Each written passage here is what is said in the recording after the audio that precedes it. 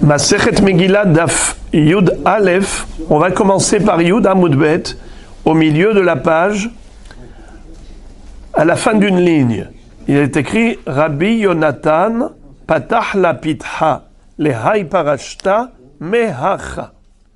Alors maintenant, on va aborder l'interprétation de la Megillat Esther.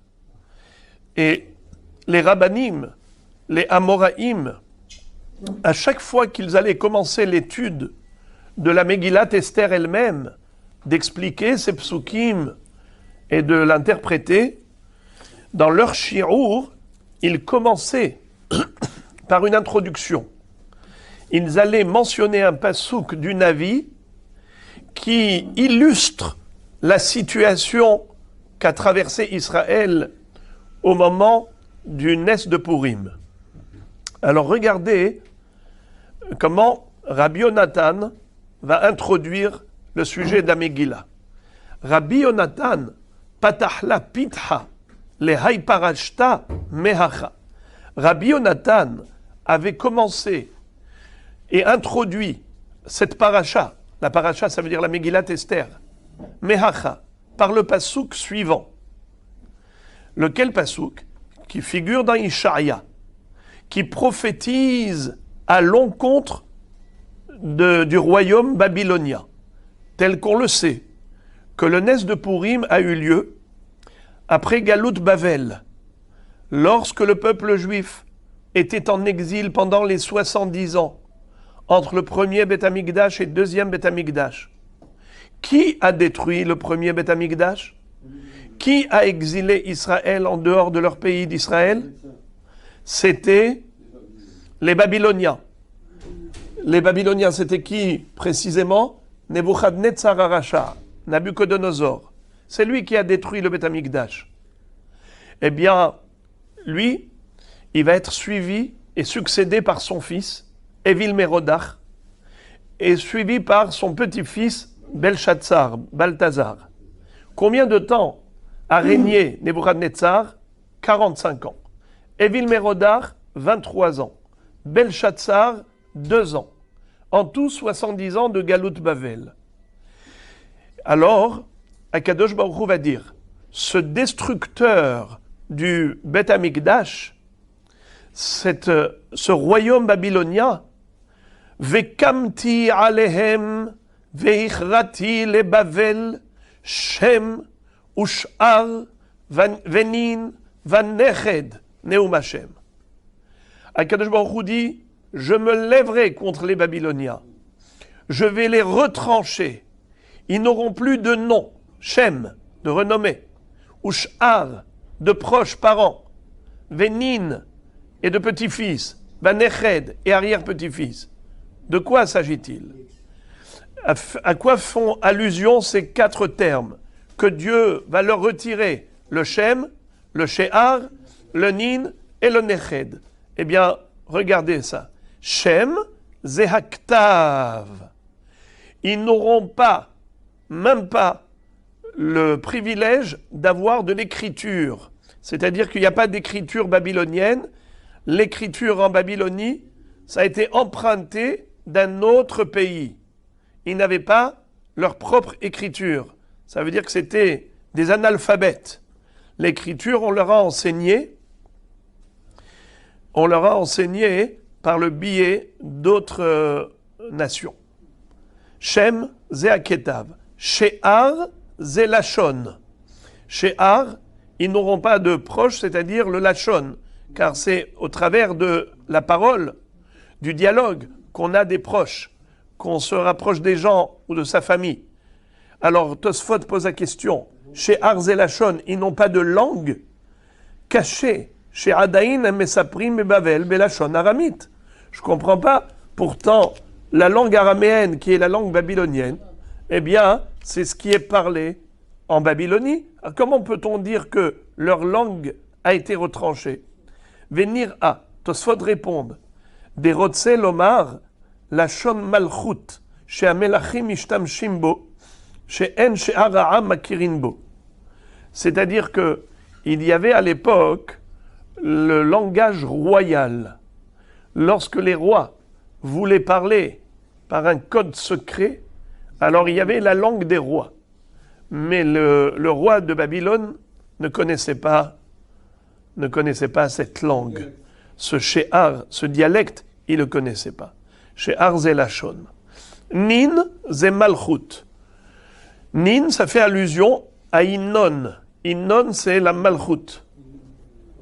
Innon Shemo. Innon, parce que Mashiach s'appelle Innon parce qu'il aura Malchut, la Malchut sur le monde. Alors Innon, c'est la racine de Nin.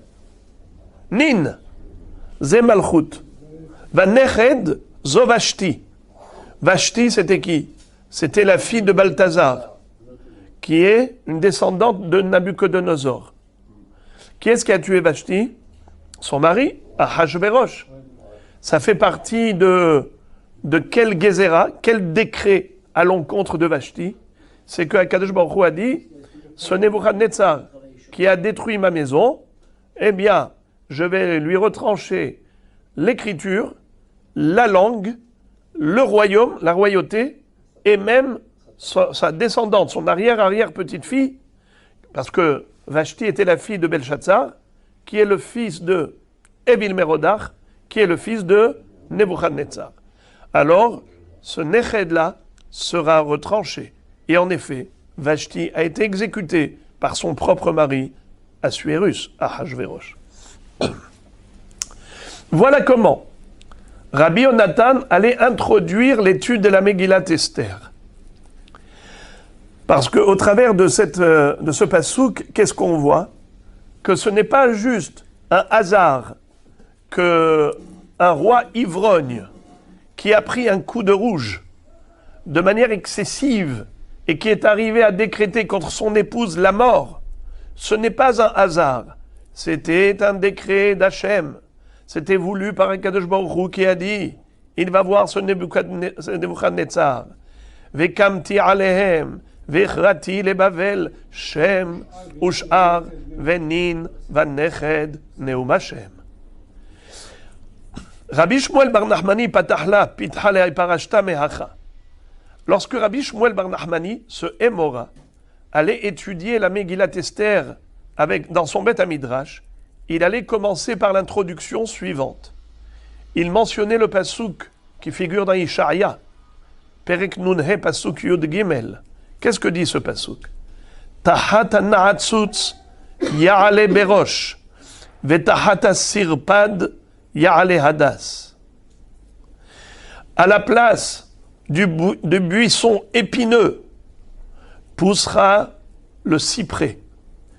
Et à la place de ce buisson épineux qui s'appelle sirpad, il y aura des hadassim, des myrtes. Ça veut dire que il va y avoir un remplacement. À la place du mal, il y aura le bien. Tahatana atzutz ya'ale berosh. Vetahata sirpad ya'ale hadas.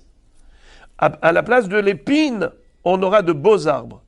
À quoi fait allusion le na'atzutz et le sirpad et le berosh et le hadas? Voici. Tahat na'atzutz, à la place du buisson épineux. C'est qui cette épine? Haman Arasha. Tahat Haman Arasha, she'asa atzmo avoda zara, dirtiv ou bechol na'atzutzim ou bechol nahalolim. Qu'est-ce que ça veut dire?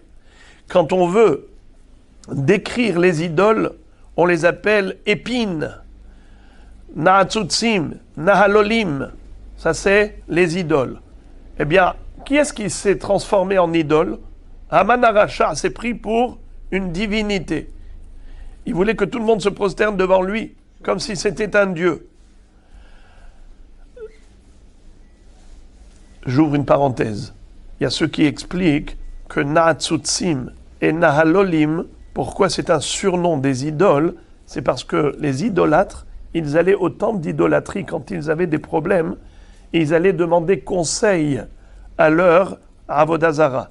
Ça veut dire que quand ils allaient épancher leur cœur devant l'idole, alors ils avaient une inspiration. il sortait de là, il se sentait rassuré en disant « Ah, maintenant je sais quoi faire. Ce que j'ai ressenti quand j'étais devant l'idole, c'est ça que je vais faire. » Comme s'il est no'atz, comme s'il avait une etza, na'atzutsim. Et nahalolim, ça vient du mot hallel, ça veut dire qu'il leur prêtait allégeance. Il vouait un culte aux idoles. Mais nous, comment on les appelle, na'atzutsim et nahalolim, ça veut dire des épines, des buissons épineux. Car pour nous, la avodah zara, c'est la chose la plus grave. Eh bien, ce rachat de Haman, qui s'est pris pour une idole, à sa place, Ya'ale berosh. Ze Mordechai shenikra rosh lechol abesamim. Sheneemar ve'ata kach lecha besamim rosh morderor. Ou metargeminan mari dachi. Qu'est-ce que ça veut dire? Berosh, ça fait allusion à qui? À Mordechai Hatzadik. Car lui a été appelé dans la Torah Rosh. Ah bon? Quoi? On retrouve Mordechai dans la Torah? Mais Mordechai est arrivé bien après la Torah. Comment peut-on dire que Mordechai est mentionné par allusion dans la Torah? Et il s'appelle d'ailleurs Rosh dans la Torah. D'ailleurs, la Gemara dans Masechet Hulin, page 139, nous dit où est-ce qu'on retrouve l'allusion à Mordechai dans la Torah? Ce pasuk. Ve'ata kachlecha besamim rosh morderor. Qu'est-ce que c'est que ça? Là-bas, on parle de la Ketoret. Akadosh Baruch Hu va dire à Moshe Rabbeinu, choisis les meilleurs parfums, les meilleures plantes parfumées. Ve'ata kachlecha besamim rosh. La tête des parfums, les meilleurs. Morderor, c'est de la myrrhe pure. Comment traduit onkelos en araméen morderor? Mare dachia, de la myrrhe pure. Mordechai, c'est la contraction de deux mots. Mordeché. Mare dachi. En araméen, c'est quoi mort? La myrrhe. Dachi, c'est quoi zach? Pure. Mordechai, c'était de la myrrhe pure. C'est quoi la myrrhe? C'est un parfum? C'est une plante. Non, c'est une plante. Parfumée. C'est une plante très parfumée. Tahat as-sirpad ya'ale v'tahat as-sirpad ya'ale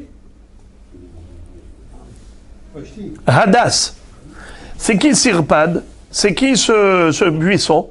Tahat vashti arisha'a bad beno shel Nebuchadnezzar arasha shesaraf refidat bet Hashem dirtiv refidato zahav. Alors, le mot sirpad, c'est la contraction de deux mots. Saraf, refid. C'est qui ça? Nebuchadnezzar arasha. Tahat as-sirpad, à la place de Vashti, qui est la petite fille, arrière-petite fille de Nabuchodonosor, qui a été le sirpad. Saraf, refid. C'est qui s'appelle refid, refida? Le Bet Amikdash. Le Bet Amikdash s'appelle Refidato Zahav, Merkavo Argaman, Toho Ratzuf Ahava, Mi Benot Yerushalayim. Là-bas, il y avait le Mishkan, il y avait le Aaron HaKodesh, où Kadosh Baruch Hu résidait, régnait dans cette maison. Donc le Refidato Zahav, c'est qui a détruit la résidence divine? Ce rachat Merusha de Nebuchadnezzar, Nabuchodonosor, eh bien, à la place de sa petite fille, qui va être Vashti, qui est-ce qui va naître? Le Hadas. Ya'ale Hadas, zo Esther Hatzadeket, shenikret Hadassa, shenemar vayhi omen et Hadassa. Montra la myrte. C'est qui a été comparé à la myrte? C'est Esther Amalka, car elle se nommait Hadassa, Hadas. Et c'est qui était qui est-ce qu'il a élevé? À la pauvre orpheline. Mordechai Hatzadik, Vayhi Omen et Hadassa. Dans ce même passouk, dans la suite du verset que vous n'avez pas sous les yeux, mais je vais le relire moi entièrement. Tahat na'atzutz, Ya'ale berosh, Vetahat sirpad, Ya'ale hadas, Vehaya Lashem, leshem, les hot olam lo ikaret. Alors la suite de ce verset, la Gemara l'explique. Vehaya lashem leshem, zo mikra megillah. Les hot olam lo ikaret, elu yeme apurim. C'est-à-dire que le nom d'Hachem ne figure pas dans la Megillat Esther, mais il est caché. Amen. Grâce à la lecture de la Megillah, on comprend que c'est Dieu qui a tout fait. Sans la lecture de la Megillah, on aurait pu attribuer toute cette histoire aux événements du hasard, à des coïncidences. La lecture de la Megillah, c'est Megillat Esther, Megalé, ce qui est caché. Le nom d'Akadosh Baruch Hu, c'est vrai qu'il est mentionné par allusion à chaque fois qu'il y a Hamelech. Il n'y a pas écrit Hamelech à Hashverosh, ça fait allusion à Malkoshel Olam. Mais même dans certains Rachetevot et Sofetovot, on retrouve le nom d'Hachem, Yudke Vavke. Par exemple, les premières lettres de cette phrase. Yavo, Hamelech, Vehaman, Hayom, El Amishte Asher Asitilo. Quand Esther Amalka a dit que vienne le roi avec Haman au Mishte. Yavo, Yud, Hamelech, He, Vehaman, Vav, Hayom, He, Yudke, Vavke. Ça veut dire que le nom d'Hachem est caché dans la Megillah. Mais par la lecture de la Megillah, on dévoile le nom d'Hachem. C'est ce que dit le Passouk. Vehaya l'Hachem, l'Echem, Zomikra Megillah. La lecture de la Megillah rend la couronne à Kadosh Baruch Hu, sa renommée du maître de l'histoire, maître du monde. Les Hot Olam Lo Ikaret, un signe éternel qui ne s'arrêtera jamais. Elou Yemei Apurim, en effet, les jours de Purim seront toujours célébrés comme une fête éternelle et définitive. Une petite parenthèse, un petit bonbon. On a dit tout à l'heure que Mordechai porte le nom de Maré Dachia, la myrrhe pure, n'est-ce pas? Quel rapport entre Mordechai Hatzadik et cette myrrhe pure? D'accord, c'est beau de comparer à un parfum, c'est magnifique, mais il y a quelque chose de plus profond, nous enseigne le Gaon de Vilna. Il dit ce parfum-là, de quoi on parle ici? On parle de la Kétoret. La Kétoret, c'était cette fumée de l'encens qui montait dans le Beth Amikdash comme étant Reyach Nihoah, l'Hachem. La Kétoret, c'est de l'odeur, c'est du parfum. Tous les korbanot s'appellent Reyach, Ishe Reyach Nihoah l'Hachem. C'est un arôme agréable pour Dieu. N'est-ce pas? Ça veut dire que tous ces korbanot sont qualifiés de Reyach Nihoah, une bonne odeur pour Hachem, un bon parfum. Le Gaon de Vilna nous explique que l'homme a principalement ces 4 sens. Ça veut dire avec lesquels il agit, avec lesquels il vit tous les jours. La vue, l'ouïe, la parole et l'odorat. Bien sûr qu'il y a aussi le goût. Mais écoutez bien ça. Il dit comme ça. À quoi sert la vue? À lire la Torah écrite. À quoi sert l'oreille? À entendre et écouter la Torah orale. À quoi sert la bouche? À lire. Alors, les yeux pour voir, la bouche pour lire la Torah écrite. L'oreille, c'est pour écouter la Torah orale, l'interprétation. Mais le nez, l'odeur, l'odorat n'a rien à voir avec l'étude. L'odorat, c'est par rapport à la tfila qui remplace les korbanot. Comment appelle-t-on le service du culte sacré? Avodat korbanot. Comment on appelle la tefila? Avodat tefila. Ou les ovdo bechol levafrem. Ezoi avoda shebalev zoi tefila. Donc la tefila, ça relève du reyah. Donc dans la tefila, c'est en rapport avec le reyah nihoah. Alors maintenant on comprend que Mordechai, qu'est-ce qu'il était? Il était champion en matière de tefila. C'est avec sa tefila qu'il a sauvé Israël à ce moment-là. Parce que sa tefila, c'était comme la Kétoret. Maré Daché, Mordechai, de la myrrhe pure. Et pourquoi est-ce qu'il fallait qu'il y ait un homme pareil dans cette génération? pour être mechaper la avoda zara qu'ils ont fait à l'époque de Nebuchadnezzar. Il fallait qu'il y ait avodat Hashem par rapport à avoda zara. C'est pour ça qu'il fallait que le sauveur et rédempteur de cette génération soit Mordechai, qui était expert en matière de tefila.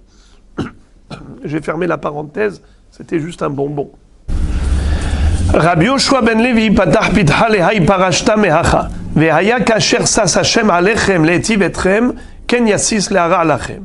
Rabbi Yoshua ben Levi allait introduire le sujet d'Amegila avec ce passouk qui figure dans Devarim, dans la parashat Kitavo, à propos des malédictions qui figurent là-bas. Il est écrit, de la même façon que Dieu se réjouit de vous combler de bonheur, ainsi, alors là je vais traduire la manière qui est fausse, parce que la Gemara va corriger cela par la suite, mais pour qu'on comprenne la question de la Gemara, on va traduire de manière grossière. Ainsi, il se réjouira en vous infligeant des sanctions. Ken yassis, lehara, etrem. Donc, a priori, c'est cela ce que veut dire la malédiction, n'est-ce pas? Donc, pourquoi est-ce qu'il a, en effet, parlé de ce pasouk en introduction d'Amegillat Esther? Ça veut dire que comme si Am Israël, qui a mérité l'extermination en cette période-là de Haman, ce décret de Haman, c'est quelque chose qui a réjoui Dieu. Dieu se réjouissait qu'Israël soit exterminé. Hazve Shalom. C'est cela ce que ça laisse entendre, ce pasouk. Et la Gemara dit, c'est impossible. Pourquoi? Est-ce que Dieu se réjouit de la défaite des Réchaïm? Vehaktiv, pourtant il est écrit. C'est un pasouk lorsque Yehoshaphat le roi a été en guerre contre les Ammonim et les Givronim. Il est écrit que quand il a remporté cette guerre-là, cette victoire, eh bien il est dit qu'il a demandé aux chanteurs, à l'orchestre, de chanter des louanges à Dieu pour le remercier. Betzet lifne halutz. Ils allaient devant les soldats ve'omrim et ils disaient Hodou l'Hashem ki le'olam hasdo. Chantez des louanges à Dieu car sa bonté est éternelle. Ve'amar Rabbi Yochanan, et Rabbi Yochanan a dit Mipnema lo ne'emar kitov behoda azo. Pourquoi il n'est pas écrit Hodou l'Hashem kitov ki le'olam hasdo? Pourquoi il est écrit juste Hodou l'Hashem ki le'olam hasdo? Les filles she'en akadosh baruchu sameach b'mapalatan shel rechaim. Car Dieu ne se réjouit pas de la défaite même des Réchaïm, même des Ammonim et même des Givronim qui sont venus contre Israël et qui ont perdu la guerre. Akadosh Baruch Hu ne se réjouit pas. Pourquoi? Comme on le verra après, Maaseh Yadai Tovim Bayam sont tous des créatures d'Akadosh Baruch Hu. Et de ce fait, il n'est pas écrit Hodou l'Hashem Kitov, qui leur lam chasdo. Que veut dire le mot Kitov, qui peut me traduire Hodou l'Hashem Kitov. Hodou l'Hashem Kitov, qui leur lam chasdo. Comment vous traduisez encore une fois? Car il est bon. Eh bien, c'est faux. C'est qui il est bon? Hachem. C'est faux. Hodou l'Hashem Kitov, ki le'olam hasdo. Le mot Kitov, regardez bien ce que dit Rashi. Kitov, mashma, tov, sheikalesu, lefanav, alzot. Le mot tov ne se rapporte pas à Hachem. Parce qu'on a déjà dit Hodou l'Hashem ki le'olam hasdo. Chantez des louanges à Dieu car sa bonté est éternelle. Ça tu l'as déjà dit ki le'olam hasdo. Pourquoi tu dis Kitov? En fait Kitov, Rashi dit Tov lehodot l'Hashem. Hodou l'Hashem Kitov lehodot. Chantez des louanges à Dieu car il est bon de chanter des louanges.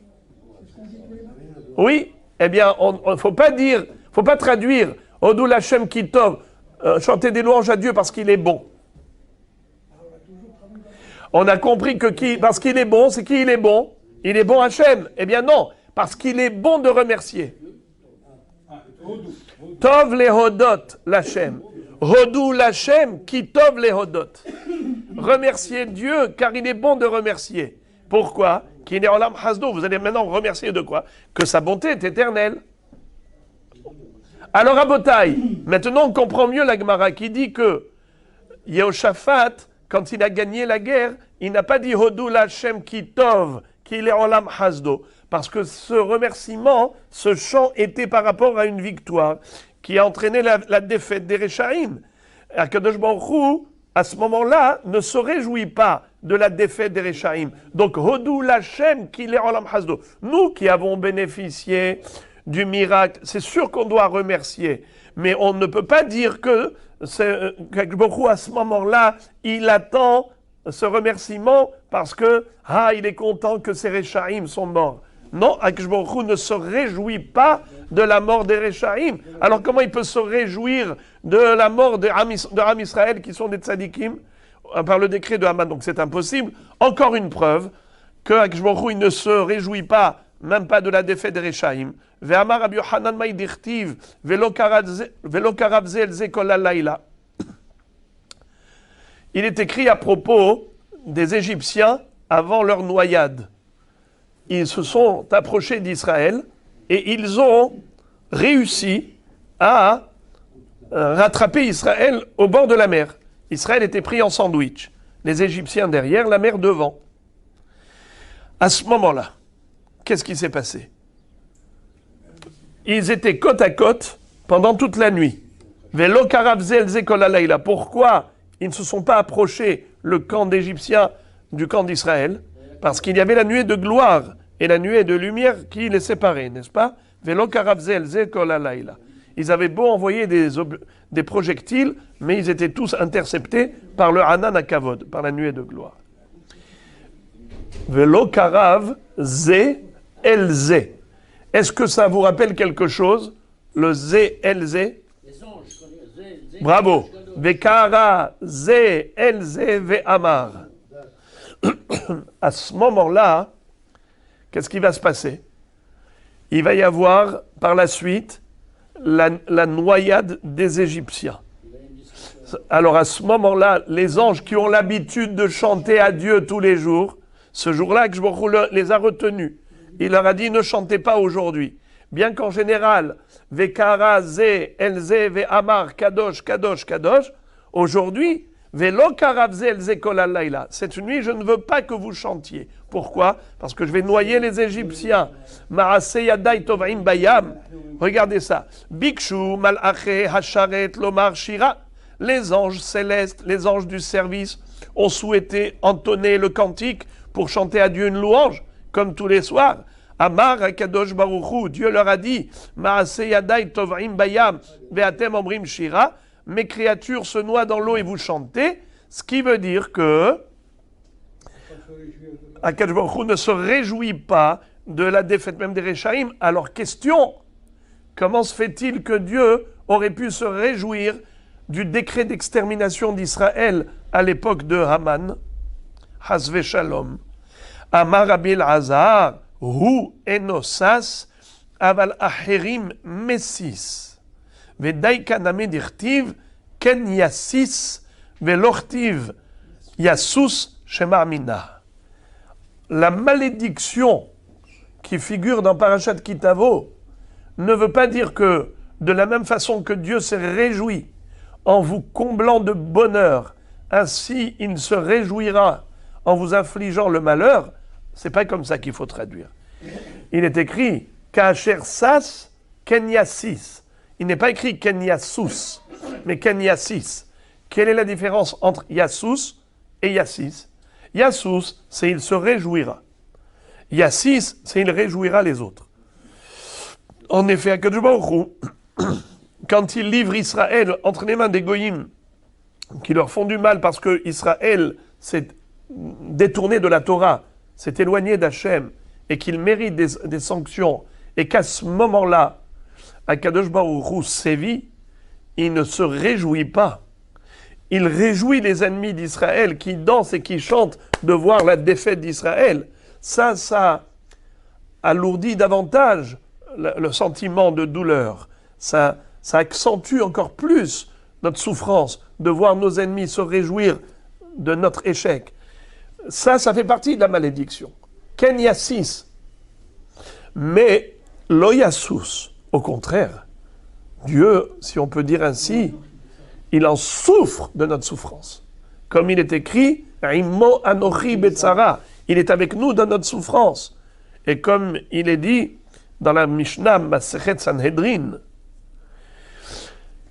Ksharesha'im mitzta'arin, Ksharesha'im mitzta'arim, Shechinama omeret, Kalani meroshi, Kalani mizroi, Umar al daman shel resha'im shenishpach, Kach, al daman shel tzadikim shenishpach, al ahad kama vechama.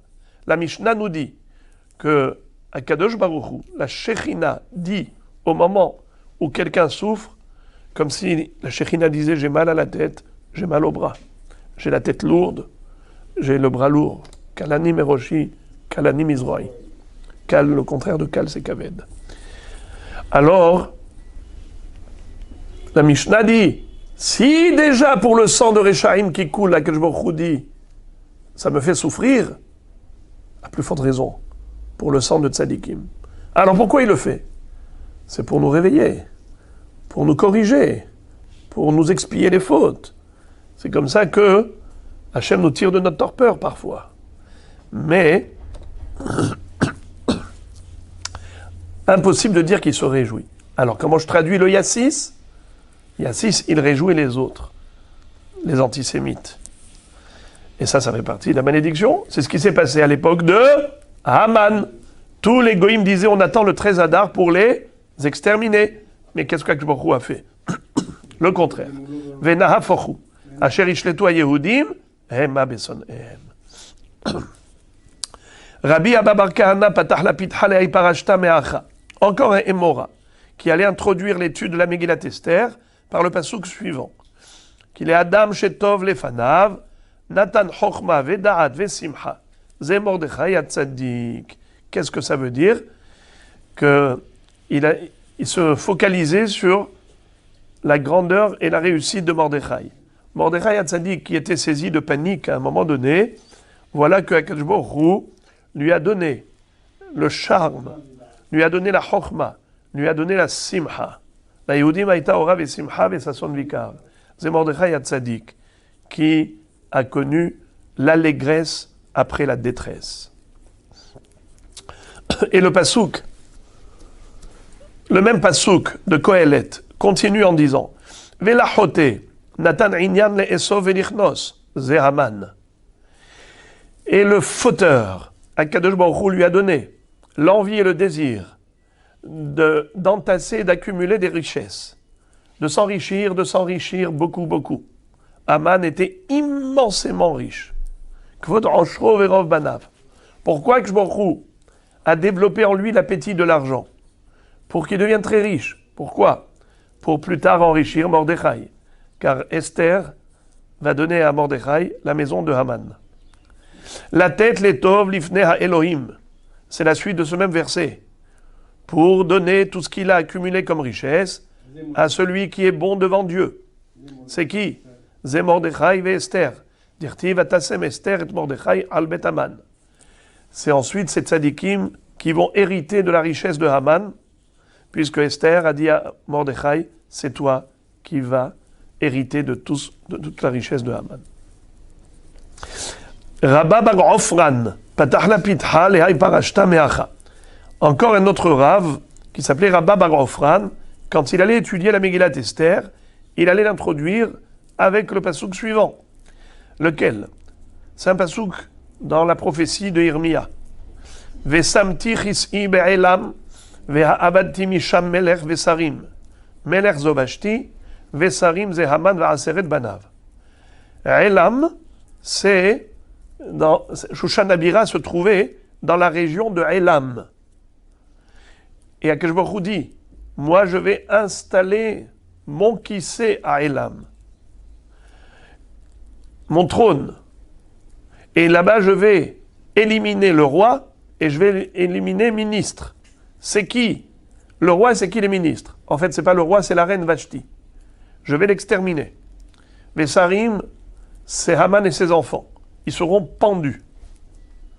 Ça, c'est ce que Rabba bar Ofran introduisait comme pasouk pour illustrer la Megillah. Comment Akadosh Baruch Hu, en fait, en 9 ans d'histoire, il a tout fait pour que cela arrive. Au début Vashti et après Haman. Rav Dimi bar Yitzchak patach lapitcha lehai parashta mehacha. Rav Dimi allait introduire l'étude de la Megillah avec le pasuk suivant. Ki avadim anachnu, ube'abdutenu lo azavanu Elohenu, vayet alenu chesed, lifne malche paras. Et matai, bisman Haman. C'est-à-dire, nous étions en exil, soumis comme des esclaves, et malgré notre esclavage, Dieu ne nous a pas abandonnés. Il nous a donné grâce aux yeux des rois perses. À quelle époque? À l'époque où Haman a souhaité nous anéantir, et bien Akadosh Baruch Hu, il a donné le charme de Esther aux yeux de Achashverosh, et c'est comme ça que Mordechai lui a sauvé la vie, et c'est comme ça que tout Israël a trouvé grâce aux yeux de Achashverosh et a échappé à un danger certain. Rabbi Hanina bar Papa patahla pitcha lehai parashta me'acha. Rabbi Hanina bar Papa, il a entamé l'étude de la Megillat Esther avec le pasuk suivant, qui figure dans Tehilim. Irkavta enosh leroshenu, banu ba'esh u ba'maim. Dieu, tu as mis un homme au-dessus de notre tête, et nous avons été jetés dans le feu et dans l'eau. Ba'esh, bime Nebuchadnezzar arasha, ba'maim, bime Pharaon, vatotzienu l'arvaya, bime Haman. Qu'est-ce que ça veut dire?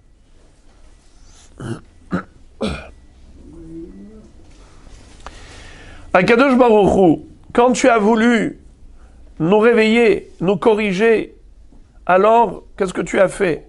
Tu as envoyé Nebuchadnezzar arasha. Et qu'est-ce qu'il a fait? Il a jeté dans la fournaise ardente 3 tzadikim, Mishaël, Hanania, Mishaël et Azaria.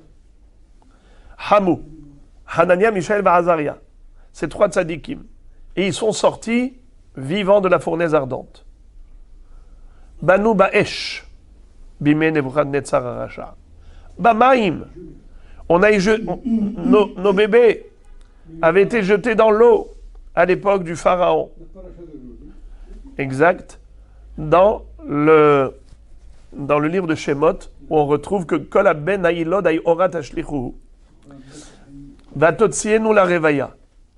Mais après, tu nous as permis de sortir de la détresse pour aller festoyer un bon festin accompagné de vin. Kossi revaya, c'est le mishté de Purim, où on boit. On a une mitzvah de boire, parce que la Yehudim Haïta, Ora vesimcha, et ça sonne l'ikar. C'est comme ça qu'il allait résumer des miracles qui se sont produits à 3 moments. Nabuchodonosor, qui a jeté dans la fournaise ardente, les 3 tzadikim sont sortis vivants. Les Bimé Haman, où on a été sauvés. Et à l'époque de Paro, malheureusement, Banu Bamaim, ces enfants ont été jetés dans l'eau. Rabbi Yohanan patach lapitcha lehai parashta me'acha. Rabbi Yohanan, lui, quand il allait commencer l'étude de la Megillat Esther, il allait l'entamer avec le pasuk suivant de Tehilim. Zachar hasdo ve'emunato lebet Israël. Akadosh Baruch Hu s'est souvenu de son chesed et de sa promesse envers Israël. Ra'u cholafse aretz et yeshuat Elohenu. Tous les peuples de la terre furent témoins de la rédemption et de délivrance d'Israël. Et matai ra'u cholafse aretz et yeshuat Elohenu bimé Mordechai et Esther. À quelle époque tous les habitants de la terre furent témoins de ce miracle du peuple juif? Eh bien, c'était à l'époque de Haman, puisque Haman avait envoyé, Achashverosh avait envoyé des missives au monde entier sur la demande de Haman d'exterminer les Juifs du monde entier. Donc, quand il y a eu l'inversion de la situation, tout le monde en a été informé. Tout le monde a été témoin de cette rédemption. Rish Lakish, patach lapitcha lehai parashta me'acha. Rish Lakish, lui, entamait l'étude de Megillah avec le pasuk suivant qui figure dans Mishlé, le livre des Proverbes. Il est écrit Ari Nohem, Vedov Shokek, Moshel Racha al Amdal. Ari Nohem, Nebuchadnezzar Arasha. Dirtiv be ala Aryeh Mesubbecho. Dov Shokek, Ze Achashverosh. Dirtiv be Ve'aru Heva Achorit Inyana, Damia Ledov. Vetane, Rav Yosef, Elu Parsim, Sheochlim Veshotim Kedov, Umesurbanim Batsar Kedov, Umgadlim Se'ar Kedov, Ben Lahem Menucha Kedov. Moshel Rasha Ze Haman, Al-Amdal Elu Israël, Shem Dalim Mina Mitzvot. Qu'est-ce que ça veut dire? Rish Lakish utilisait ce passou comme étant le récapitulateur de toute l'histoire depuis la destruction du Beth Amikdash. Regardez. Que dit ce passouk? Ari Nohem, le lion rugit. Vedov Shokek, et l'ours braille. Il crie. Il gronde. Moshel Racha al-Amdal. Le Racha a dominé le pauvre peuple. Ari Nohem, le lion qui rugit, fait allusion à qui? Nebuchadnezzar Racha, dirtiv be ala Aryeh Misubecho. Dans la prophétie de Jérémie, quand on décrit Nabuchodonosor qui a détruit Beth Amikdash, on dit le lion est sorti de la jungle, de la faune. Dov Shokek, Ze Achashverosh. L'ours qui gronde, c'est Assuérus. Dirtiv be, Ve'aru Heva Achorit Inyana Damia Ledov. Quand Daniel a eu dans son rêve une vision prophétique des 4 royaumes auxquels Israël sera soumis, il a vu 4 bêtes sortir de l'eau, chacune plus effrayante que l'autre. Eh bien, qu'est-ce qu'il a vu? Ari Nohem. Il a vu, une deuxième bête. La deuxième bête, elle ressemblait à quoi? À Dov, à un ours. Quel rapport entre l'ours et les Perses? Taner Rav Yosef Elo Aparsiim, chez Ochlim Veshotim Kadov, Mesurbalim Bassar Kedov, ils mangent, ils boivent comme des ours, ils sont gros et enrobés de graisse comme des ours. Umgadlin Se'ar Kedov, ils laissaient pousser leurs cheveux comme des ours. Ben Lahem Menucha Kedov, et ils sont comme l'ours quand tu l'attaches avec une chaîne, il bouge dans tous les sens, il n'est pas capable de rester tranquille comme un chien couché à terre. Il est toujours nerveux. Moshel Racha, c'est Haman. C'est qui ce Moshel Racha qui a dominé? Ce Racha qui a dominé, c'est Haman Racha. Al-Amdal, sur le peuple juif, eh bien parce qu'à ce moment-là, Israël était Dal Mina Mitzvot. C'est-à-dire quoi Dal Mina Mitzvot? C'était appauvri en matière de mitzvot. Alors Dieu a envoyé Haman pour les réveiller. Encore un Rav, Rabbi Lazar Patah la Pitha le Parashta Meacha. Il entamait l'étude de la Megillah ainsi, en citant le pasuk dans Kohelet, Ba'at Saltaim Imach Hamekare, ou Beshiflut Yadaim Idlof Habayit. Qu'est-ce que ça veut dire? Ou Beshiflut Yadaim Idlof Habayit. Ce pasuk, si on le traduit littéralement, il veut dire quoi? Que quelqu'un qui ne va pas réparer son toit, qui est imbibé d'eau, il y a de l'eau, c'est-à-dire que ce n'est pas étanche, il y a une infiltration d'eau, et au lieu de réparer immédiatement, qu'est-ce qu'il fait? Il laisse, il reporte, il repousse. Après, à un moment donné, le toit va s'effondrer. Ba'at Saltaim Imach Hamekare. À cause de la fainéantise, le toit va s'effondrer. Ou Beshiflut Yadaim Idlof Habayit. Et à cause des mains baissées, c'est-à-dire quelqu'un qui ne réagit pas, eh bien, il va y avoir de l'inondation à la maison. Qu'est-ce que veut dire ce pasuk? Il a un sens. Bishvil atzlut shayalaim l'Israël shelo asku batorah na'asa son'o shel HaKadosh Baruch Hu mach. C'est-à-dire, malheureusement, Israël, du coup, ils cherchaient la facilité, ils étaient fainéants pour l'étude de la Torah. Ils trouvaient que l'étude de la Torah, c'est trop fatigant, alors la fainéantise a fait qu'ils ont arrêté d'étudier. Qu'est-ce qu'ils ont causé? Qu'ils ont rendu Hasve Shalom. Alors je vais expliquer ça, prenez le temps de comprendre. Son o shel HaKadosh Baruch Hu mach. Comme si Dieu, ils l'ont affaibli. Comment on peut expliquer qu'ils ont affaibli Dieu? Et qu'est-ce que ça veut dire l'ennemi de Dieu? Alors premièrement, quand on parle de quelque chose de négatif, que ce soit d'Akadosh Baruch Hu, Chas v'Shalom, que ce soit du Ham Israël, Chas v'Shalom, alors toujours on dit le contraire. On dit l'ennemi. Par exemple, quand on veut dire quelque chose de mal qui tombe sur Israël, on dit l'ennemi d'Israël. Pourquoi on dit ça? Parce qu'on ne veut pas que ça arrive sur Israël. On ne veut pas ouvrir la bouche au Satan. Alors on dit, si ça arrive sur l'ennemi d'Israël, vous avez compris qu'on parle par euphémisme, Belachon Saginaor. C'est pour ne pas dire Israël qu'ils ont du mal. Pareil pour Akadosh Baruch Hu. On ne peut pas dire qu'Akadosh Baruch Hu est affaibli. Alors on dit, l'ennemi d'Akadosh Baruch Hu est affaibli. Mais en réalité, ce qu'on veut dire, c'est que Israël affaiblit Dieu. Comment? Quand Israël arrête d'étudier la Torah, quand Israël arrête d'accomplir les mitzvot, il affaiblit Dieu. Dans le sens où Akadosh Baruch Hu dit, moi, je veux vous offrir le meilleur. Je veux vous donner tout le bonheur. Permettez-moi de le faire. Faites Torah et mitzvot. Je n'attends que ça, comme un père qui veut que son fils, son enfant, se comporte bien pour mériter tout le bien. Un fils qui oblige son père à s'abstenir de lui donner des cadeaux parce qu'il a un mauvais comportement, fait souffrir le père. Il affaiblit le père. C'est pourquoi il affaiblit le père. Le père, il vient avec toute sa fougue, son énergie pour lui offrir des cadeaux. Et maintenant, le père, il est obligé de s'abstenir et de contenir son amour en disant non, je ne peux pas te donner un cadeau. Ba'at saltaim imach hamekare. Qu'est-ce que ça veut dire? Bishvil atzlut shaya lahem leIsraël shelo asku baTorah na'asa son'o shel HaKadosh Baruch Hu mach ve'en mach el ha'ani.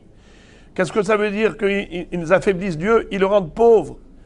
Ve'im mach hu me'arkecha, comme il est écrit dans la Torah à propos du pauvre, il est mach ve'chiyamuch achicha ve'en mekare ela HaKadosh Baruch Hu shene'emar amkare b'mayim aliyotav. HaKadosh Baruch Hu a été qualifié de celui qui étend le toit. Quel est le toit au-dessus du monde? C'est le ciel. Comment HaKadosh Baruch Hu, il a fait le ciel? Comment il a fait le ciel? Hein? De l'eau et du feu. Du feu et de l'eau. Et au-dessus du ciel, encore de l'eau. Il a étendu un toit d'eau. Amekare b'mayim aliyotav. L'étage au-dessus du monde terrestre, c'est de l'eau. Alors, Amekare b'mayim, ba'at saltaim, imach Amekare.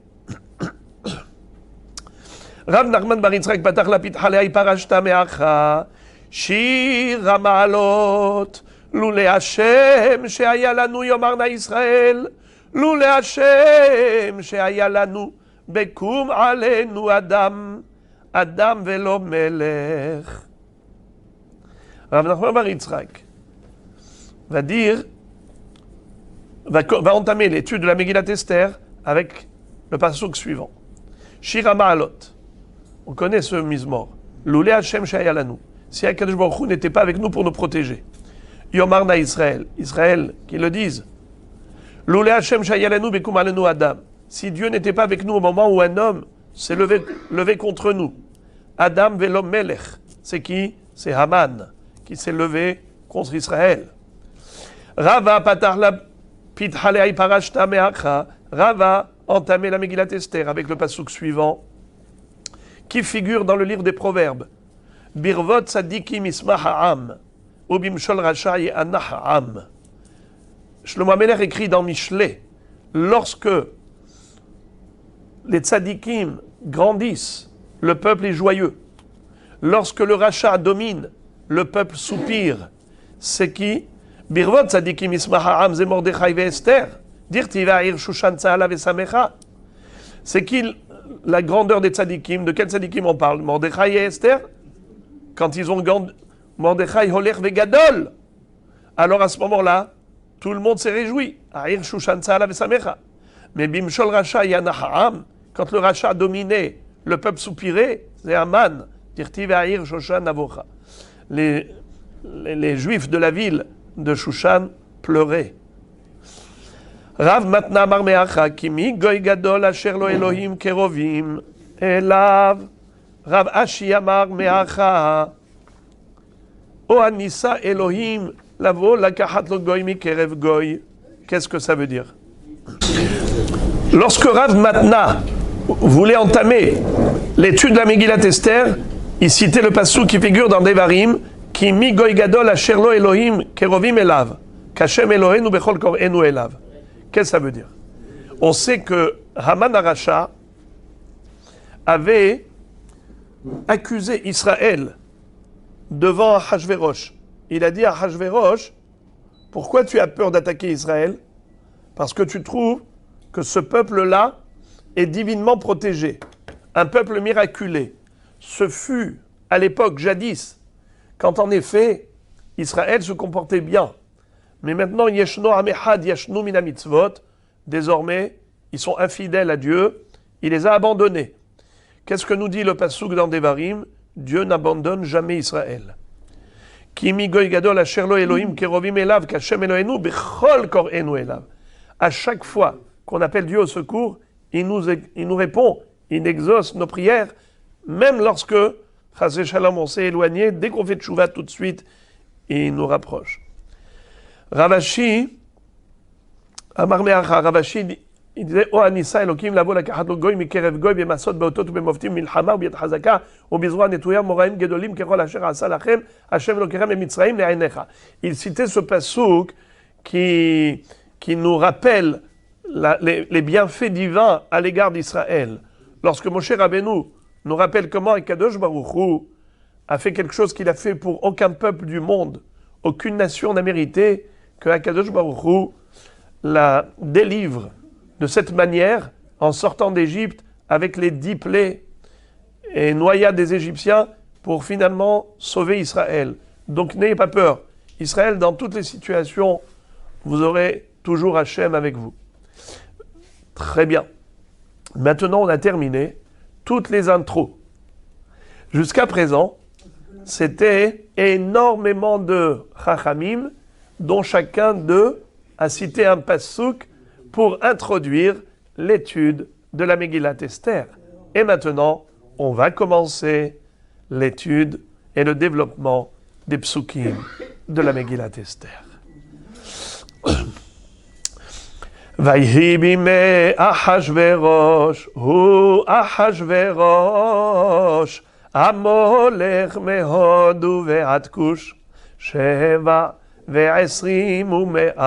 מדינה.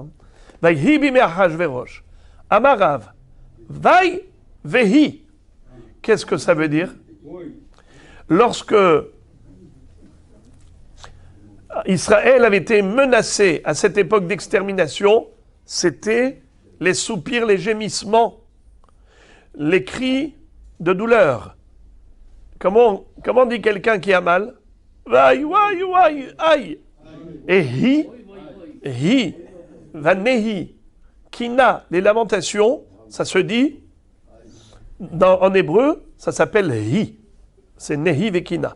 Alors, vaï, hi.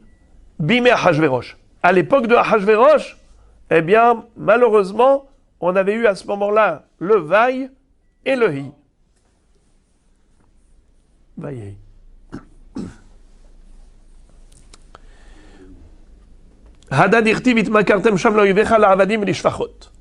En effet, c'est accompli à ce moment-là. Tu seras la malédiction qui figure dans Parashat Kitavo. Tu seras vendu comme esclave à tes ennemis. Et en effet, à ce moment-là, il n'y aura même pas d'acheteur. Ve'en kone, la fin du pasouk, c'est ve'en kone. C'est comme ça que nous dit Rashi, la fin de ce pasouk. Ça veut dire que même si tu seras vendu comme esclave, personne ne t'achètera.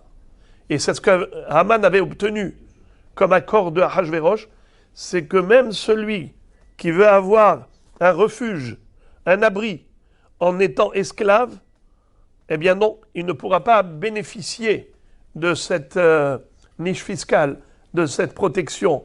Impossible. Un juif reste un juif, là où il se trouve, Haman Aracha l'atteindra. C'était ce que voulait Haman. À ce moment-là, c'est accompli cette malédiction. Mais juste pour un temps provisoire, le temps qu'il fasse teshuva. Mais après 3 jours et 3 nuits de jeûne, Ekshbohu a annulé la mauvaise gezerah. Ou Shmuel Amar, Lo meastim velo ge'altim lechalotam. Shmuel, quand il voulait étudier et résumer l'histoire de Purim, il citait le passouk dans Vaïkra, à la fin de Bechukotai, après les 49 avertissements, Dieu va dire Lo meastim velo ge'altim ve'af gamzot biyotam be'eretz oivehem, même lorsqu'ils seront dans le pays des ennemis. Lo meastim velo ge'altim lechalotam le'aferberiti itam ki ani Hashem Elohehem. Je ne les ai pas écartés, je n'ai pas répugné d'eux pour les anéantir, pour annuler mon alliance avec eux, car je suis l'Éternel, leur Dieu. Lo meastim bime yevanim. Je n'ai pas été dégoûté d'eux à l'époque des Grecs. Velo ge'altim bime Nebuchadnezzar. Et je ne les ai pas vomi, je n'ai pas répugné d'eux à l'époque de Nabucodonosor. Les chalotam pour les exterminer, bime Haman. Les affaires beritiitam bime Parsiim, à l'époque des Perses. Qui ani Hashem Elokehem, car je suis l'Éternel, leur Dieu, bime Gog ou Magog. Bematni tatana lome astim, bime Kasdim. Je n'ai pas été dégoûté d'eux à l'époque de Kasdim, chez Ahmad-Tilaim, Daniel, Hanania, Michel, Azaria. À l'époque des Babyloniens, ils avaient ces 4 tzadikim qui ont donné de la force à Israël. Il y a toujours un Gadol Ador qui donne la force à Israël. Là, il y en avait 4. Daniel, Hanania, Michel, Azaria. Velo ga'altim bimei ivanim, chez Ahmad-Tilaim, Shimon HaTzadik. Vehashmona'i ubanav. Ou Matatiaou Kohen Gadol. À l'époque des Grecs, c'est vrai qu'ils étaient en Galout Yavan. Dans Galout Bavel, qu'est-ce qu'ils avaient? Qui ils avaient? Daniel, Hanania, Michel, Azaria. Dans Galout Yavan, qui ils ont eu? Comme Tzadikim, Shimon HaTzadik, Hashmona'i Ubanav, ou Matatiaou Kohen Gadol. Chalotam, Bime Haman. She'amati lahem, Mordechai et Esther. Qui étaient les Gdoléador à l'époque de Haman? Mordechai Tzadik et Esther Amalka. L'affaire Beriti Itam, d'annuler mon alliance avec eux, bimé par Siim, chez Armadti Lahem Bet Rabbi, chez le Bet Rabbi, et Dorot. À ce moment-là, à cette époque-là, il y a eu les tzadikim, les hachamim, comme Rabbeinu Akadosh et ainsi de suite. Et certains disent qu'il ne faut pas dire par Siim, il faut dire plutôt Romiim. Car à l'époque des Romains, en parallèle de Antonin Antoninos, on a eu Rabbeinu Akadosh, qui vivait, qui était son contemporain et qui était très apprécié par l'empereur romain. Les Chachmei Adorot, et ainsi fut-il dans toutes les générations, on a eu des grands d'Israël qui ont été la colonne vertébrale du peuple. Qui ani Hashem Elohehem le'atid lavo. Mais Akadosh Baruch Hu lui-même régnera sur Israël et le protégera de tout le monde, les Atid Lavo. Il n'y aura aucun peuple qui osera le toucher. Rabbi Lévi Amar Meacha. Rabbi Lévi, lui aussi, quand il allait entamer la Megillat Esther, il allait introduire ainsi Ve'im lo torishu et yoshvei haaretz mipenechem. Ve'ayak asher totiru mehem lesikim be'enechem ve'litzninim ve'u bikesh le'achariv. Lui a détruit le Beth Amikdash, Nabucodonosor, et lui avait souhaité le détruire. Sheneemar, Obe Malchut Ahashverosh, Bithilat Malchuto, Kadvu Sitna al Yoshvei Yehuda Verushalayim. Lorsqu'on avait donné le droit de reconstruire le temple, eh bien, ils ont envoyé une lettre. Les ennemis d'Israël, les peuples voisins d'Eretz Israël, avaient envoyé une lettre pour empêcher la reconstruction du deuxième Beth Amikdash, et Ahashverosh, en effet, a donné la main à cette interdiction. Je vous lis. Bisman Malchuto shel Ahashverosh, pardon, Bisman Malchuto shel Koresh, Cyrus, qui a précédé Ahashverosh, Ithilu, Lahzor l'Yerushalayim berashut Zerubbabel, Ithilu, Livnot Beth Amikdash Hasheni. Zerubbabel avait pris avec lui des hommes, ils avaient commencé à reconstruire le deuxième temple, à l'époque de Cyrus. Ulam Avdei Lilim Sheitnahalu Ba'aretz, les Samaritains, Ifri'u Labonim, ils ont empêché les constructeurs, V'itzlihu le'afsika me'avodatam, ils ont réussi à les empêcher de leur travail.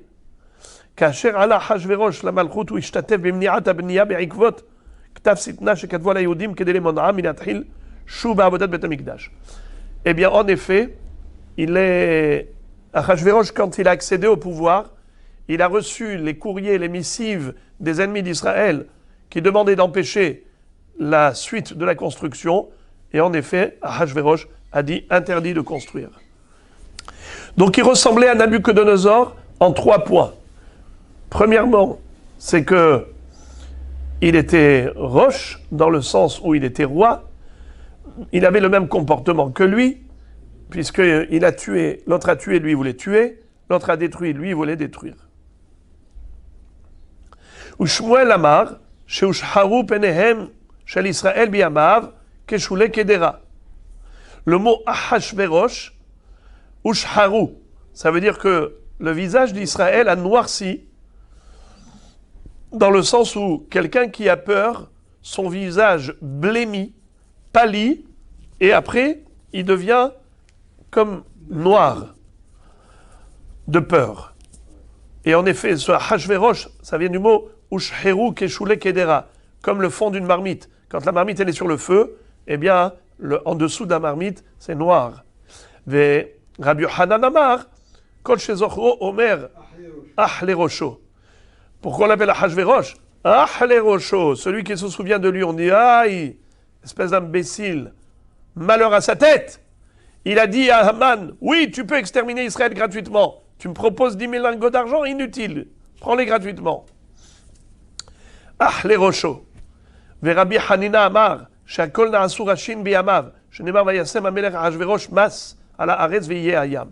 Ahashverosh, ça vient du mot rash. Rash qui veut dire la pauvreté. Il a appauvri les gens en exigeant énormément d'impôts. Il taxait les gens et il les a appauvris. Comme il est écrit à la fin de la Megillah, Vayasem amelech Ahashverosh mas ala haaretz ve'yeh hayam. Hu Ahashverosh. C'est quoi? Vayibime Ahashverosh, hu Ahashverosh. Mais c'est Ahashverosh. Tu aurais pu dire tout simplement, Vayibime Ahashverosh, Amoler Meod, Uveat Kush. Pourquoi tu as dit encore une fois, hu Ahashverosh? Hu Berishom Itchilato Ve'ad Sofo. C'est pour te dire qu'il y avait une constance dans sa méchanceté. Parce que comme ça, on pourrait croire qu'il était sympathique. Il ne sont pas celui-là. Il était bon envers les Juifs, non? T'as pas vu que la Megillat Esther, c'est grâce à Ahashverosh qu'on a eu le Nes de Purim? Je te dis pas du tout. Du début jusqu'à la fin, c'était un antisémite juré. Notoire. Dans le sens où il ne croyait pas que c'était un bonbon charmant. Un petit roi tout rond, tout doux. Pas du tout. Il a vendu le peuple d'Israël à Haman, et si on a échappé à sa Gezerah, c'est parce que Kadosh Baruch Hu l'a mis à genoux, l'a mis devant un fait accompli. C'est malgré lui. C'est comme ça qu'explique le Gaon de Vilna, le Hu Ahashverosh, ou l'Alchich HaKadosh. Pourquoi on nous dit Hu Ahashverosh? Hu Berish'o mitchilato ve'ad sofo. C'est pour qu'on n'apparente pas à Ahashverosh le sauvetage, mais au Nes d'Akadosh Baruch Hu. Hu Esav, Hu Berish'o mitchilato ve'ad sofo. Le Hu indique une constance. Il était rachat du début jusqu'à la fin, Esav rachat. Hu Datan va'Aviram, Hen Berish'an mitchilatan ve'ad sofan. Datan va'Aviram, des Réchaïm du début jusqu'à la fin de leur histoire. Hu Amelech Ahaz, Hu Berish'o mitchilato ve'ad sofo. Ahaz, le père de Hizkiyahu, était rachat du début jusqu'à la fin de sa vie. Avram, Hu Betzidko mitchilato ve'ad sofo. Quand on dit à propos d'un tzaddik, Hu, c'est pour dire la constance de cette tzidkout. Avram ou Avraham, c'est écrit pour nous dire que dans Divrei Hayamim, c'est écrit sur Pasuk. Avraham Avinu était tzaddik du début jusqu'à la fin de sa vie. Hu Aaron ou Moshe, hen betzidkan mitchilatan ve'ad sofan. Moshe Rabbeinu et Aaron à Cohen, pareil, tzaddikim du début jusqu'à la fin. Ve David ou Akatan, hu bekatnuto mitchilato ve'ad sofo. כשם שבקטנותו הקטין עצמו אצל מי שגדול ממנו בתורה, כך במלכותו הקטין עצמו אצל מי שגדול ממנו בחוכמה. L'humilité de David Amelech, elle était constante de la même façon qu'il s'est rabaissé et soumis aux grands, ça veut dire qu'il avait une grande humilité devant les grands de la Torah, il se soumettait à eux, ainsi même quand il est devenu roi d'Israël, il se soumettait à eux. Hamolech mehodu ve'ad kush. Hamolech, au lieu de dire Amelech, Shemalach me'atzmo. Ça veut dire qu'il n'appartenait pas à une dynastie royale. Il a accédé au pouvoir par toutes sortes de coups d'État, avec son argent, avec la richesse, et ainsi de suite. Amrela lishvar ve'amrela lignai. Amrela lishvar de lo avainish de hashim de malka kavate. Ve'amrela lignai de lo avahazel malchuta. Ou mamona yetera ou de yaï vekam. Alors en fait, il y a deux interprétations. Il y a une interprétation positive et il y en a une négative. Qu'est-ce que ça veut dire positive? Celui qui dit que Amolech me'atzmo malach, Amolech et pas Amelech, ça veut dire que en fait on a cherché le meilleur dans toute la nation et le meilleur c'était lui. Il a été élu par son mérite. Ils l'ont trouvé supérieur à tout le monde. C'est pour ça qu'ils l'ont élu. Mais notre dit que non, le contraire. C'est plutôt dans un sens négatif et péjoratif qu'on a dit Amoler. Malach me'atzmo, c'est qu'il n'était pas du Zera Melucha, il a donné Mamon Yetera, beaucoup d'argent, pour graisser les pattes et soudoyer et séduire à droite et à gauche pour qu'on l'élise. Mehodu ve'ad kush. Ou Achashverosh, Amolech mehodu ve'ad kush. Depuis l'Inde jusqu'à l'Éthiopie. Rav Shmuel, on a une mahloket entre Rav et Shmuel. Hadamar hodu besof haolam, vekush besof haolam. Hadamar hodu vekush gebe hadade avukaime. Keshem shemalach al hodu vekush, kach malach misof haolam ve'ad sofo.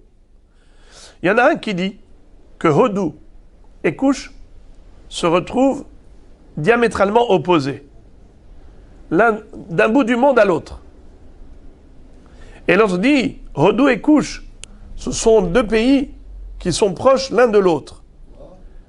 Seulement, on veut dire, mais Hodu ve'ad Kush, puisqu'ils sont collés, Hodu et Kush, alors, on veut dire comme ça. De la même façon qu'il était roi, qui a dominé, gouverné le pays de l'Inde et de l'Éthiopie, Hodu et Kush, ainsi il a dominé tout le monde. C'est pour ça qu'on a dit, mais Hodu ve'ad Kush. Bien que Ad, c'est jusqu'à, donc tu ne devrais pas dire jusqu'à puisque c'est collé. Il dit oui, mais de la même façon qu'il était roi sur les deux, il était roi sur tout. Le Gaon de Vilna, c'est ce qu'il explique. Il dit qu'en réalité, ce sont deux pays qui sont mitoyens, seulement ça dépend comment tu vois les choses. Tu peux dire Mehodu ve'ad kush, parce que, en effet, si tu fais le tour du monde, puisque le monde est un kadour, est un globe, de ce fait, tu fais le tour du monde, tu sors de Hodu et tu reviens de l'autre côté, tu arrives à Kush. Mais Kush et Hodu sont collés. Donc il n'y a pas de mahloket dans la Metsiout. La Metsiout, elle est la même. Hodu et Kush, ils sont collés. Kayotse badavar. אתה אומר כי הוא רודה בכל עבר הנהר מתפסח ועד עזה. רבו שמואל, חד אמר תפסח בסוף העולם ועזה בסוף העולם. Hadamar, Tifsar ve'aza bahadeh adadeh avukaime keshem shemalach al Tifsar ve'al Aza kach malach al kol haolam kulo. Ainsi il est dit à propos de Shlomo Amelech qu'il a régné dans toute la région du Haver-Anar, depuis Tifsar jusqu'à Aza. Et là aussi on a la même arloquette. Rav Shmuel, l'un dit que Tifsar est dans un bout du monde et Aza dans l'autre bout du monde, et il a régné d'un bout du monde à l'autre, et l'autre il dit non, Tifsar et Aza sont collés, et de la même façon qu'il a régné sur les deux qui sont collés, il a régné sur le monde entier. Alors, c'est quoi la réalité? Tifsar et Aza, ils sont collés ou pas collés? Alors, comme a dit le Gaon de Vilna, qu'en fait ils sont collés seulement quand on fait le tour du monde, eh bien tu arriveras forcément de l'un à l'autre.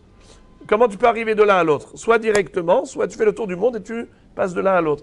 Et c'est ça la kavana, la mahloket. Est-ce que, quand le passouk dit Ad, mitifsah ve'ad Aza, est-ce qu'on a voulu dire jusqu'à dans le sens de coller?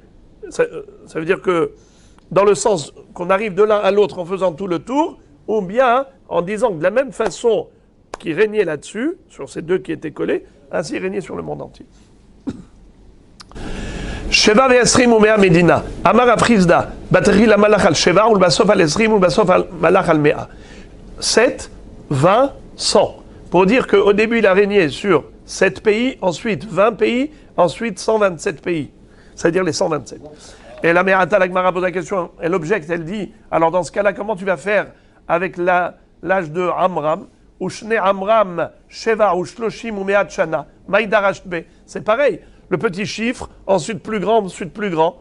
7, 30, 100. Qu'est-ce que tu vas dire? 127. Donc c'est 137. Alors là aussi, c'est 127. Pourquoi tu fais une dracha? Il n'y a pas de dracha à faire. Réponse, Shane Hacha, Dekrayeteraou. Mirdertiv, Mehodou, Ve'adkush, Sheva, Ve'esrimu, Me'amedina, Lamali, Shmamina, les dracha. Il dit là, c'est spécial. On fait une dracha que quand il y a une anomalie dans le pasouk. Quand on a une question sur le pasouk. Quand on dit il avait 137 ans, il n'y a pas de problème. 7 ans, 30 ans et 20 et 100 ans. Mais quand tu me dis il a régné sur Mehodou Ve'adkush, et après tu me dis 127 pays, mais tu n'as pas besoin de me dire puisque tu m'as déjà dit qu'il a régné depuis Hodou jusqu'à Kush, je sais que c'est 127 pays, pourquoi tu as besoin de me préciser? C'est pour dire que non, la royauté a été progressive. D'abord, il a régné sur 7, après sur 20 supplémentaires, après sur 100 supplémentaires, qui ont fait 127. Tanoura Banan, Shlosha Malchou Bekipa. Hachamim nous enseigne qu'il y en a 3 empereurs qui ont régné sur le globe terrestre tout entier. Ahav, roi d'Israël, Ahashverosh, roi perse, et Nebuchadnezzar, roi babylonien. Ils ont dominé tout le globe. Ahav, d'où on l'apprend qu'il était Melech Bekipa, Dirtiv, Ha Yashem Elohecha, Im Yesh Goy ou Mamlacha, Asher Lo Shalach Adoni Sham Levakeshra, Ve'ilo De'ava Malich, Alayu, Echim Atse Mashba Lehu.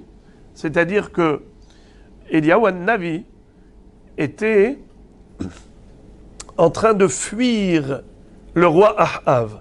Parce que vous le savez que Eliyahu Navi avait prié pour que la pluie ne tombe pas, pour faire teshuva de la Avodah Zara au Am Israël. Mais Ahav a essayé de le chercher partout pour le tuer. Et il l'a cherché partout. Et quand on a dit à Eliyahu Navi, tu sais que tu es recherché, je te jure au nom d'Hachem, est-ce qu'il y a une nation ou un peuple où le roi Ahav ne t'a pas envoyé chercher? Comment il pouvait chercher partout dans le monde tout entier, alors qu'il y a des peuples qui sont hostiles, il y a des peuples dans lesquels des nations qui ne vont pas lui permettre cette recherche? Comment est-ce qu'il a pu jurer que partout dans le monde, il a pu faire cette recherche? Mashma que Ahav était le roi du monde. Et il avait accès à tout. Nebuchadnezzar, Nabucodonosor, d'où on apprend qu'il était empereur qui a dominé le monde entier, dirtiv, Vehaya Haggoy, Vehamamlacha, Asher lo iten et Savaro, Be'ol Melech Bavel. Il est écrit que le roi Nebuchadnezzar a mis son joug sur toutes les nations du monde. Parce que Dieu lui a accordé cette récompense. Vous savez pourquoi? Parce qu'il avait fait 3 pas et demi en l'honneur de Dieu, quand il n'était pas encore roi. Plus tard, il va devenir rachat. Mais au début, il avait fait un grand kavod. Comment? Quand il y avait quelqu'un qui avait écrit un courrier au roi Hizkiya pour le féliciter, c'était le roi Berodach Beladan ben Beladan. Il a envoyé un courrier à Hizkiya Améler qui avait guéri et qui avait demandé à Kishborou un signe, et le soleil avait fait un retour, un demi-tour vers l'est. Eser Ma'alot Ahoranit, tout le monde l'a entendu. Qu'est-ce qu'a fait ce Beladan ben Beladan? Il a envoyé un courrier de félicitations au roi d'Israël. Il a dit Shalom alach Malka de Yehudae, Shalom alach Elaha de Yehudae, Shalom alach Karta d'Yerushalem. Des félicitations, des salutations. Mais Nebuchadnezzar, quand il était encore à peine secrétaire, il est arrivé, il a vu le courrier, le duplicata, il a dit, mais comment vous avez envoyé un courrier en félicitant le roi d'Israël et après le Dieu d'Israël? Mais c'est Dieu d'Israël qui a sauvé le roi d'Israël. Il fallait mettre en premier plan le Dieu d'Israël. Et il a fait 3 pas en allant vers la porte pour aller chercher le porteur de missive. Je me crois, dit, tu as fait 3 pas en mon honneur, tu auras 3 générations de Malchut Bekipa.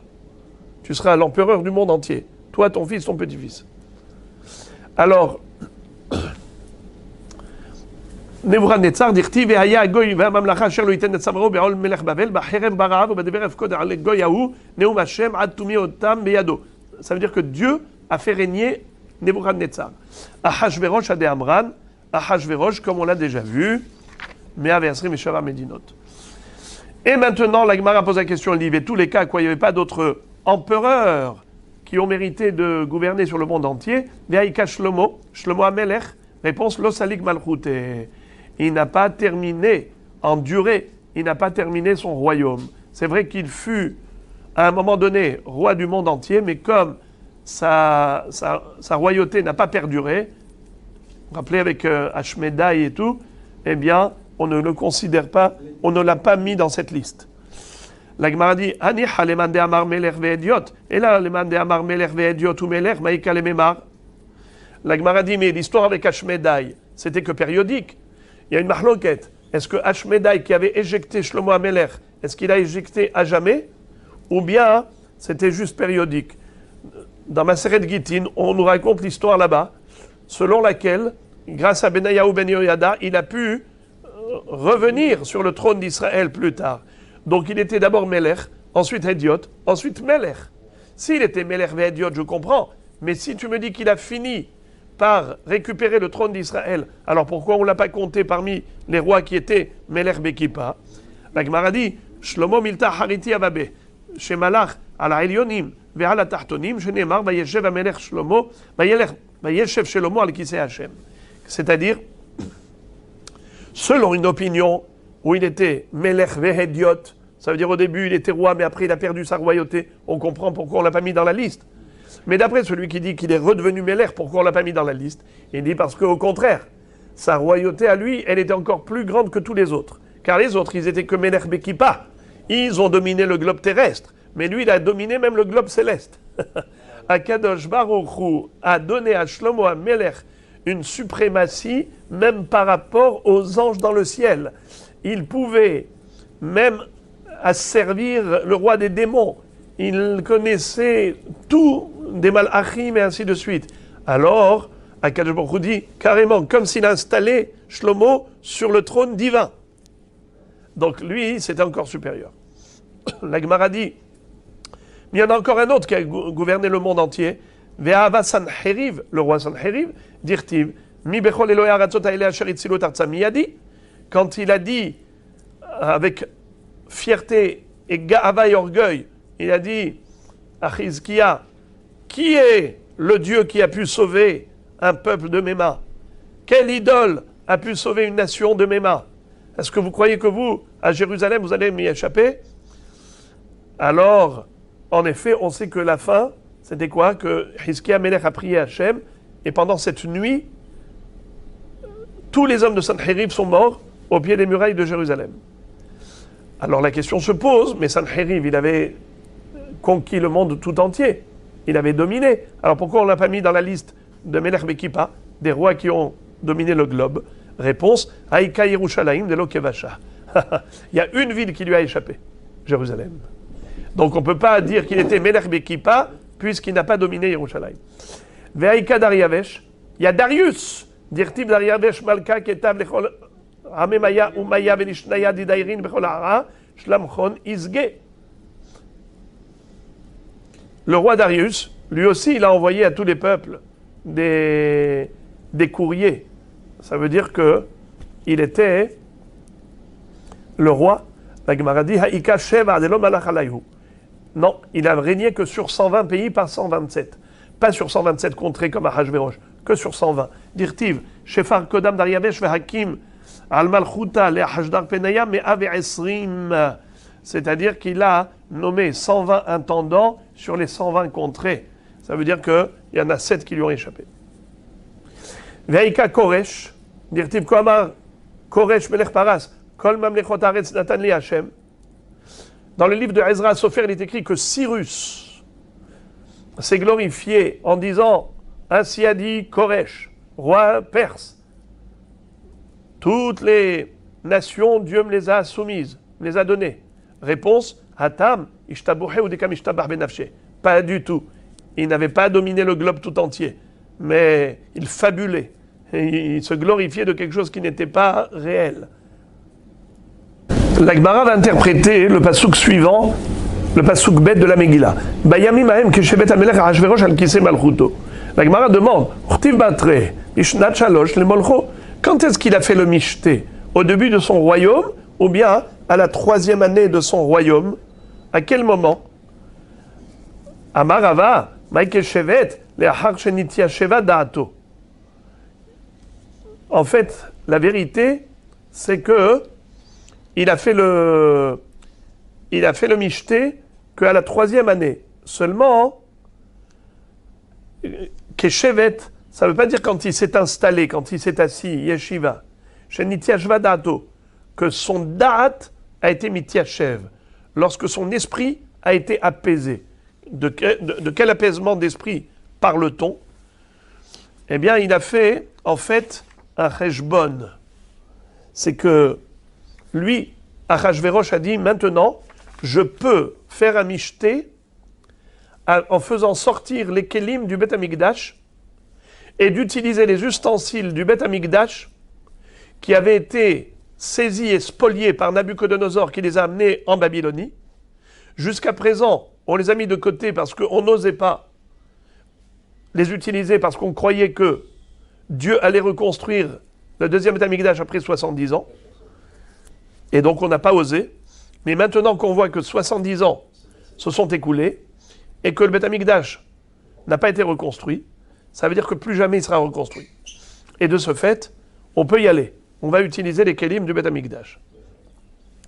En fait, il avait déjà été devancé par un semblable. C'était Belshazzar. Balthazar, lui, avait utilisé les kelim du Beth Amikdash. Lui, c'était le roi avant Dariavesh, avant Koresh, avant Ahashverosh.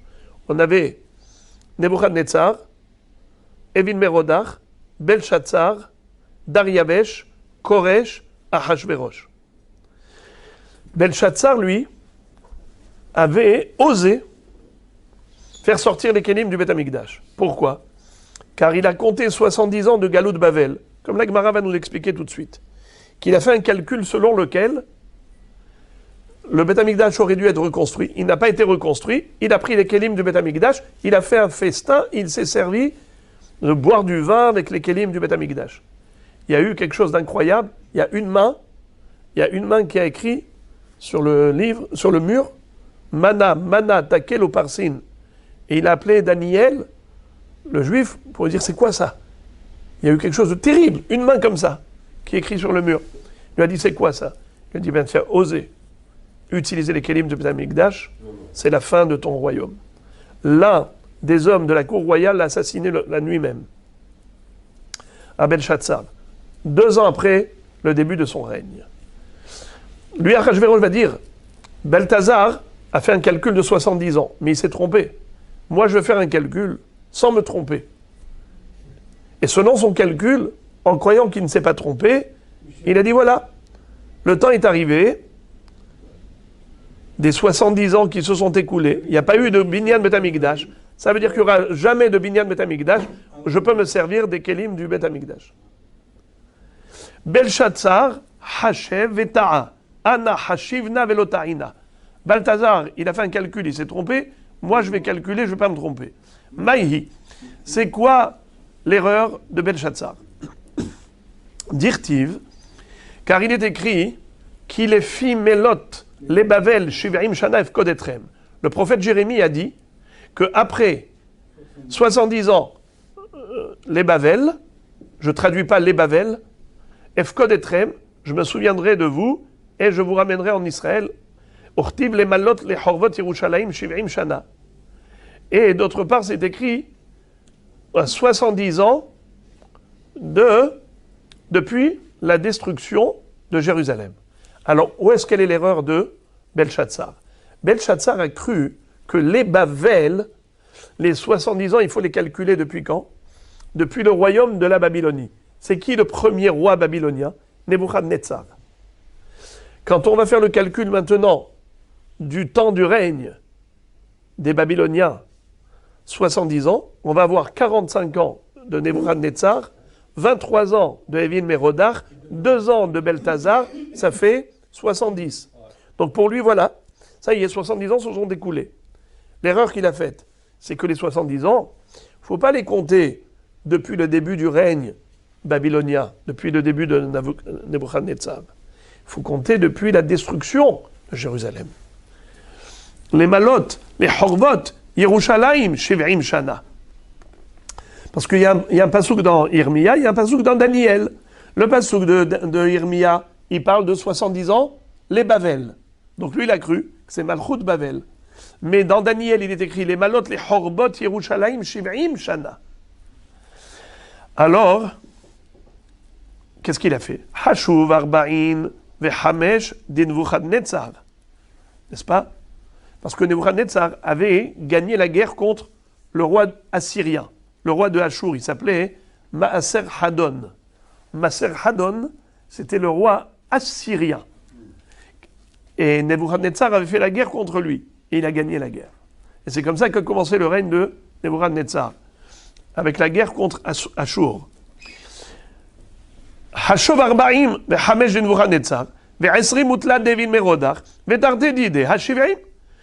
Fais le calcul, l'addition de 45 de Nabucodonosor, 23 de Evil Merodach et 2 de Belthazar, ça fait 70.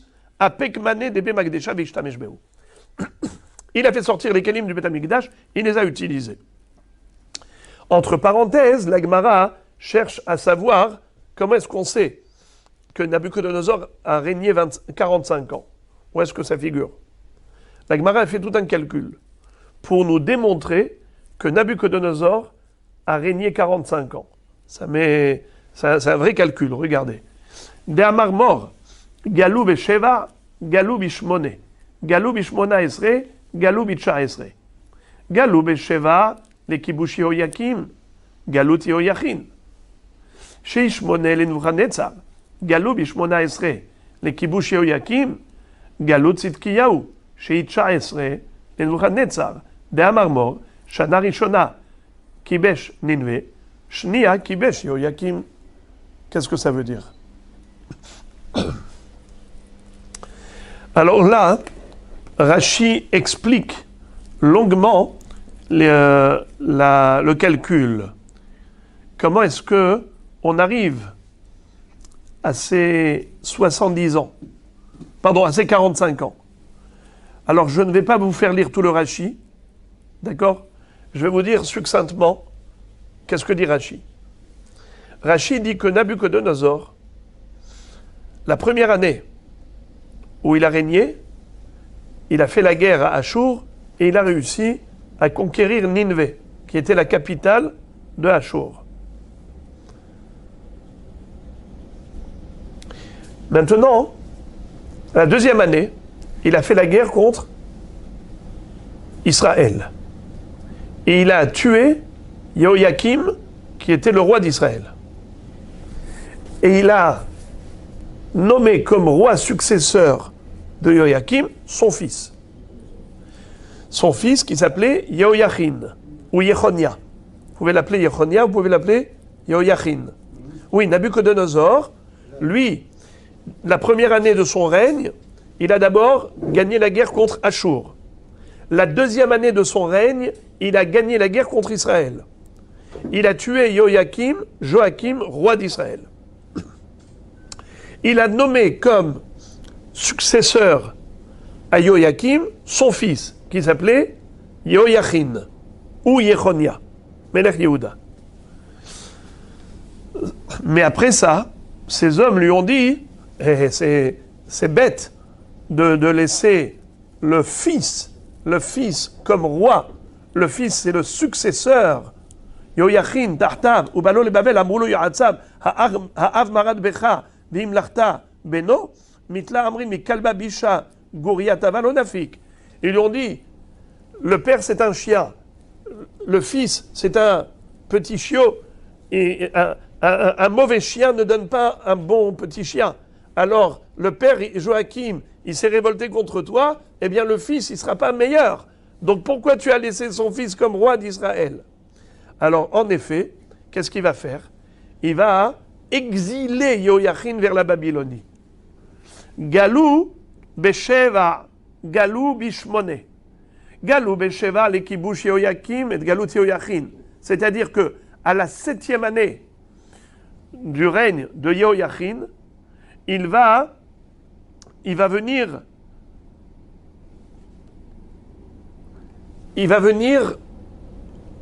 exiler Yehoiachin. Après avoir nommé Yehoiachin, à la 7e année, il va l'exiler. Ça fait combien d'années depuis le règne de Nabuchodonosor? C'est la 8e année. Puisque un an plus tôt,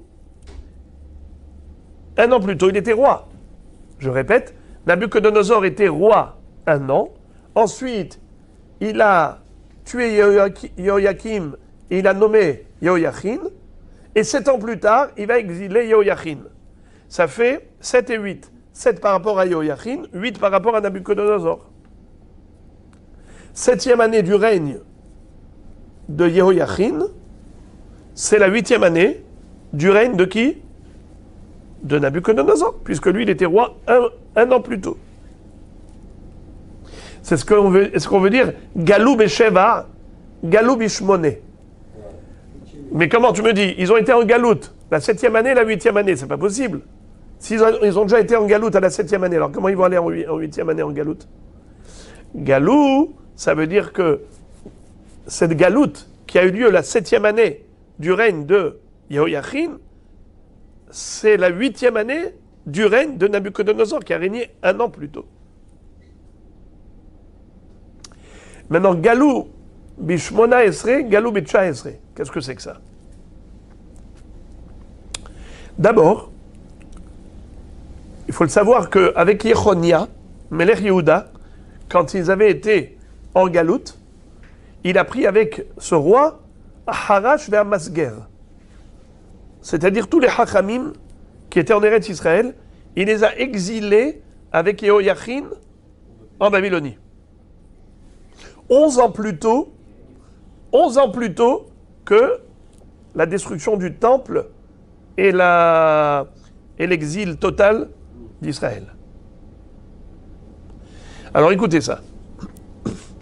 Quand il a exilé Yechonia avec les Hachamim, d'ailleurs vous vous rappelez dans la Megillat Esther, où Mordechai, ben Yair, ben Shimei, ben Kish, Ish Yemini, Asher Hogla, Mirushalayim, Im Agola, Asher Hogleta, Im Yechonia, Melech Yehuda, Asher Egla Nebuchadnezzar, Melech Bavel.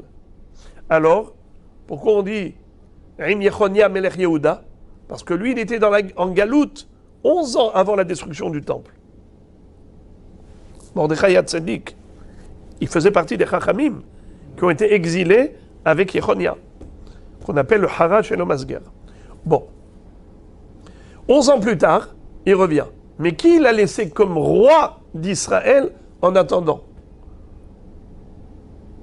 Il avait laissé Tzidkiyahu, le fils de Yoshiyahu, qui était en fait l'oncle de Yechonia, le frère de Yehoiakim. Le frère de Joachim, c'était Tzidkiyahu. Et Yechonia était en galoute. Yechonia était en galoute, mais Tzidkiyahu était le roi d'Israël. Vous savez que Tzidkiyahu avait vu Nabuchodonosor en train de manger un lapin vivant, c'est-à-dire un lièvre. Il lui a coupé la patte, il a mis à cuire, il a mangé comme ça, cru. Il a mangé Everminachai. Il a mangé comme ça, comme il mangeait ce lièvre cru. Eh bien, il lui a dit, jure-moi que tu ne racontes à personne.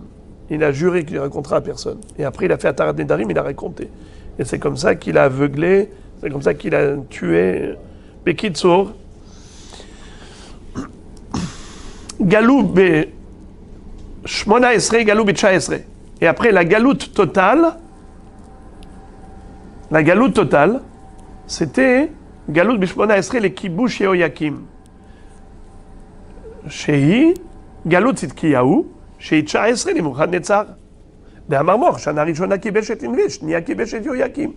C'est-à-dire que c'est la 18e année depuis qu'il avait tué Joachim, qui fait la 19e année depuis le début de son règne, puisque Nabuchodonosor, la première année de son règne, il a conquis Ninvé, la capitale assyrienne. Deuxième année, il a conquis Israël, il a tué Jehoiakim, il a mis Jehoiachin à sa place. Après la 7e année de Jehoiachin, qui est la 8e année depuis le règne de Nebuchadnezzar, il est venu, il a exilé et il a mis à sa place Tzidkiyahu, son oncle. Et 11 ans plus tard, il revient, il détruit le Beth Amikdash et il tue Tzidkiyahu. Voilà. Tout cela, ça nous permet de quoi? De voir que on a eu ici 19 ans depuis le début du règne de Nabuchodonosor. Et après, qu'est-ce qui est écrit? Urtiv, parce que pour l'instant, on n'a pas prouvé qu'il a régné 45 ans. On a juste démontré 19 ans. Allons-y maintenant. Urtiv aïe bishloshim vasheva shana legalut Yehoiachin, melech Yehuda, bishnem asar chodesh, be'esrim v'chamisha lachodesh, nasa evil merodach melech Bavel, bishnat malchuto, et rosh Yehoiachin melech Yehuda, vayotse oto mibet hakelu, tmane utlatin vesheva, aré 45 de Nebuchadnezzar. Qu'est-ce qui s'est passé plus tard? 37 ans plus tard, lorsque Jehoiachin,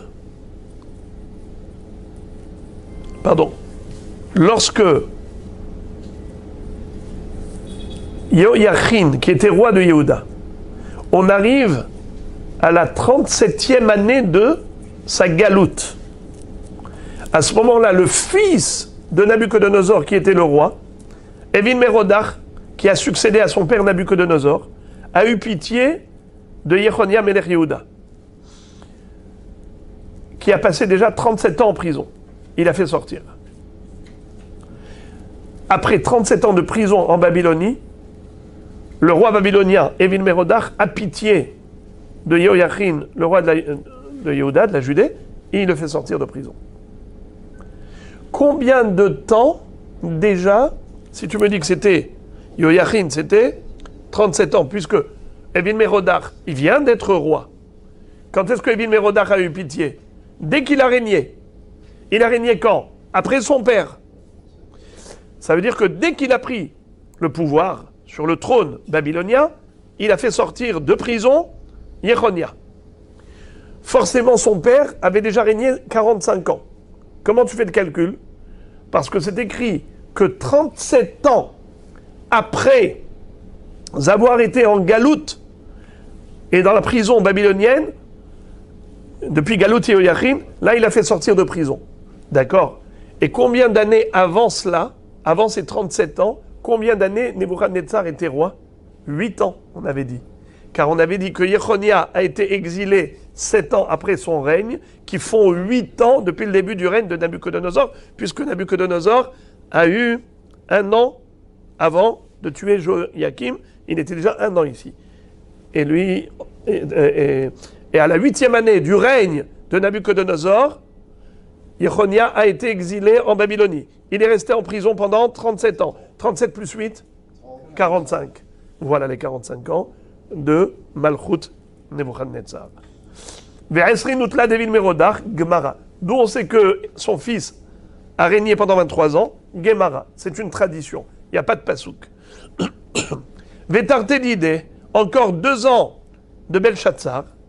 Balthazar et encore 2 ans, ça fait Hashivim. Ça fait en tout 70 ans. Amar, il s'est dit, Hashtavadai tout l'homme 70 ans depuis le début du règne de Babylone, depuis le règne de Nebuchadnezzar, ils n'ont pas été libérés, ils n'ont pas été délivrés par Dieu, donc il n'y aura pas de délivrance. Je peux me servir des ustensiles du Beth Amikdash. Amar Hashtavadai tout l'homme Apikmane debe magdesha veishtamesh behu. Il s'est servi des kelim du Beth Amikdash. Haïnou de Kamar le Daniel, ve almare shemaya et tromamta. Alors, lui dit Daniel à Balthazar, tu t'es élevé contre le Dieu du ciel, Ulmanaya di Bete, Hitiou Kodamar, tu t'es servi des ustensiles divins du Beth Amikdash, Urtiv Bebelelia Katil Belshazzar Malka Kasdaa. Durant la nuit même où il s'est servi de ces kelim, le roi Balthazar a été tué. Ortiv et Dariavesh Madda'a Kibel Malchuta Kebar Shenin Shetin Vetartin. Et il est écrit que qui est-ce qui a succédé à Balthazar? Eh bien, Dariavesh, le roi de la Médie, Madda'a, Darius. Il avait 62 ans quand il a reçu cette royauté, ce royaume. Amar, Ahashverosh a dit, Iou mit'atae, lui il s'est trompé, il ne sait pas compter. Il a commencé à compter depuis le règne de Babylone. Ma'apitom, Anahashivna velotarina. Moi je ferai un calcul sans me tromper. Miktiv les Malchut Bavel, les Bavel Ktiv. Il ne fallait pas dire depuis le Malchut Bavel, depuis le début comment il s'appelle, du royaume babylonien, depuis Nabucodonosor. Les Bavel, les Bavel, les Galoutes Bavel. C'est-à-dire depuis la galoute des Bnei Israël en Babylonie. Kama Betsiran, combien faut-il retirer? Tamné, il faut retirer 8. Haché ve'ayil hilofayu, Hadad de Belshazzar, Hamesh de Dariavesh ve Koresh, Vetarte d'Idé, Hashivrin. Alors qu'est-ce qu'il dit à Hashverosh? Ben voilà, combien il manquait? Si tu retires de 70 ans depuis Nebuchadnezzar, tu retires les 8, parce qu'il a mal compté, au lieu de compter depuis Galut Yehoyachin, qui est à la 8e année de Nabucodonosor, il a compté depuis la première année de la Babylonie. Mais non, il fallait commencer à compter depuis la première année de l'exil babylonien, quand Yehoyachin a été exilé. Alors combien il manque d'années maintenant? Il manque 8. Il dit voilà, même les 8, elles sont déjà passées. Pourquoi? Il y a Hadad et Belshazzar, ve Hamesh de Dariavesh, ve Koresh. Il y a une année de Balthazar, 5 ans de Darius et Cyrus, puisque Darius était le beau-père de Cyrus. L'un était roi de Médie, l'autre était roi perse, mais ils se sont succédés. D'accord? Donc ça fait 1 et 5, 6. Vetarte d'Idé, et 2 ans de Hashverosh lui-même. Hashivrim, ça fait 8. Donc voilà, 70. 62 plus 8 égale 70. Et de ce fait, Bayamim ahem, Keshevet, Hamelech Hashverosh, Bishnat Shalosh le Molcho.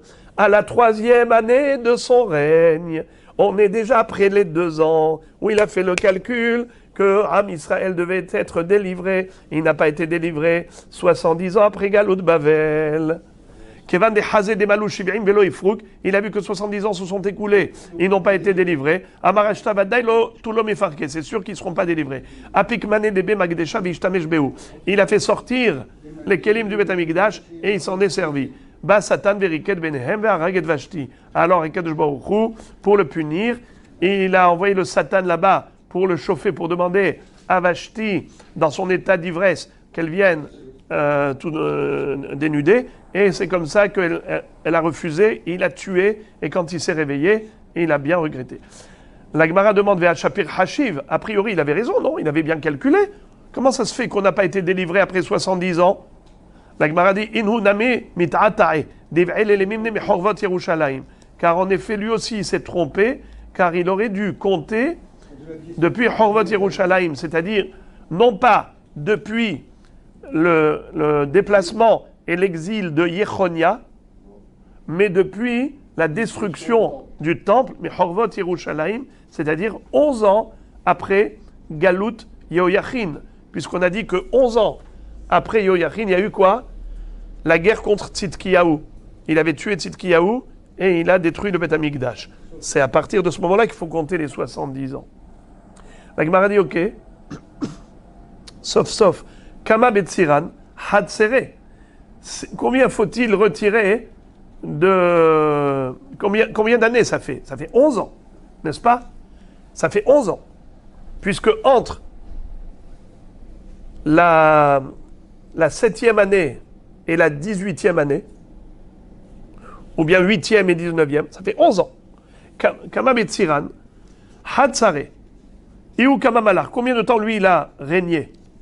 Arbissar, il a régné 14 ans. Lui à Hashverosh. Comment on le sait?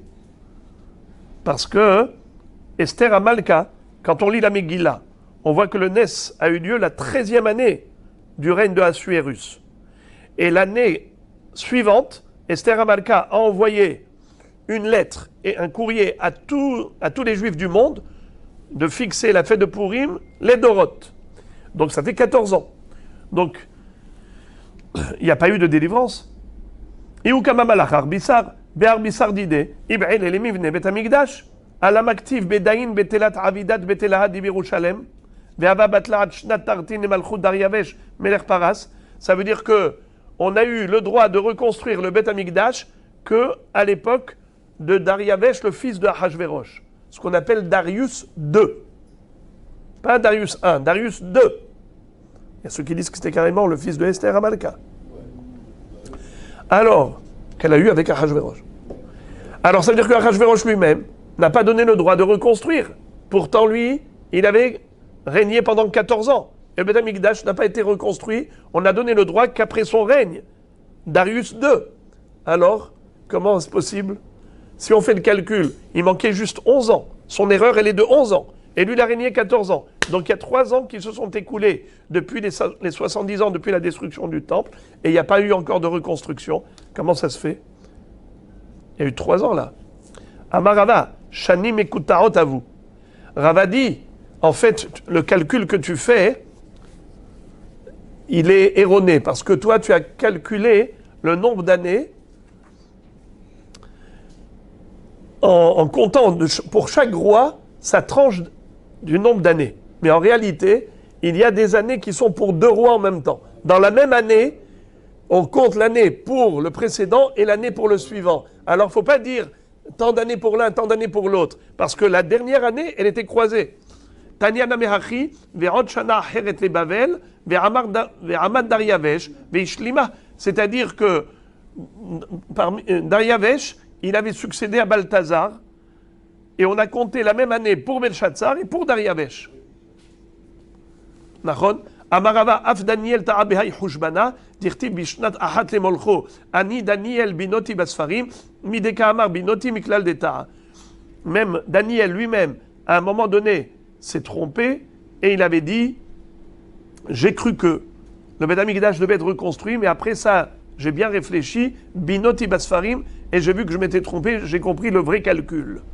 La Gemara dit Mikol Makom Kashukra e Hadade, quand même, il y a ici une contradiction entre les psukim, qui défie Melot les Bavel, Shiv'im Shana, Efkod Etrem, Urtiv, les Malot, les Horvot Yerushalayim, Shiv'im Shana. Alors je comprends pas, il y a un pasuk dans Jérémie qui parle de Melot les Bavel, et il y a un pasuk dans Daniel qui parle de Horvot Yerushalayim. Alors est-ce qu'on va d'après le début de la Malchut babylonienne, Nebuchadnezzar, ou bien est-ce qu'on va d'après 70 ans, d'après la destruction du premier temple? Amarava Lipkida Be'alma. Qu'est-ce que ça veut dire Lipkida Be'alma? Que Dieu s'est souvenu du Ham Israël, ça s'est passé à l'époque de Koresh. Il nous dit Koamar Koresh Melech Paras Kol Mamlechot Haaretz Natan Li Hashem Eloi Hashemayim Vehu Pakad Alai Livnot Lo Bayit Birushalayim. C'est-à-dire que, en effet, il y a eu le moment où Koresh a commencé à donner le roi à donner le droit à Israël de remonter à Jérusalem pour reconstruire le deuxième temple, mais en fait, ça n'a pas eu lieu. C'est-à-dire que Koresh, il va donner un droit, mais il ne va pas aller jusqu'au bout. Et d'ailleurs, avec Baruch il va dire au Mashiach, je suis en colère contre Koresh, qui n'a pas fait ce que j'ai voulu qu'il fasse. Daraj Rav Nachman bar Rav Chizda Maïdirtiv Koamar Hashem limshicho les Koresh asher ihzakti bimino vechi Koresh Mashiach haya el amar HaKadosh Baruch Hu le Mashiach kovel ani lecha al Koresh ani amarti hu yivne beti vikabetz galuyotai hu amar mi bachem mikol amo veya'al l'Yerushalayim Hashem Yehuda veyiven et bet Hashem Elok Israël. C'est-à-dire que Cyrus a donné le droit à Israël de remonter pour reconstruire le deuxième temple, mais Akshboru était en colère contre lui parce qu'il voulait que lui-même reconstruise le Bet Amikdash de Jérusalem. Mais il a fait que donner le droit. Et même quand il a donné le droit et qu'ils sont montés, qu'ils ont voulu construire tout ça, il y a eu ensuite des problèmes. Les Shomronim qui ont arrêté, qui les ont empêchés, les peuples voisins qui ont envoyé des missives au roi, à Ahashverosh, qui ont dit faut pas. Ahashverosh a dit non, on ne construit pas, il a retenu. Mais la Pekida, elle avait commencé déjà à l'époque de Koresh. Ce qui est intéressant, c'est que toute l'histoire de Haman, ce qu'on a souffert de Haman Aracha, c'était après la Pekida. après que Dieu se soit souvenu de nous et qu'il a donné le droit de remonter en Eretz Israël, à ce moment-là, on a eu le danger d'extermination du peuple juif. Ça veut dire qu'il y a eu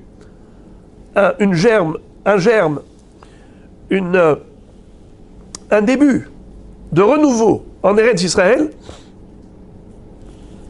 puisque Cyrus avait permis de remonter. Après ça, on a Hachvérosh qui retient, qui empêche.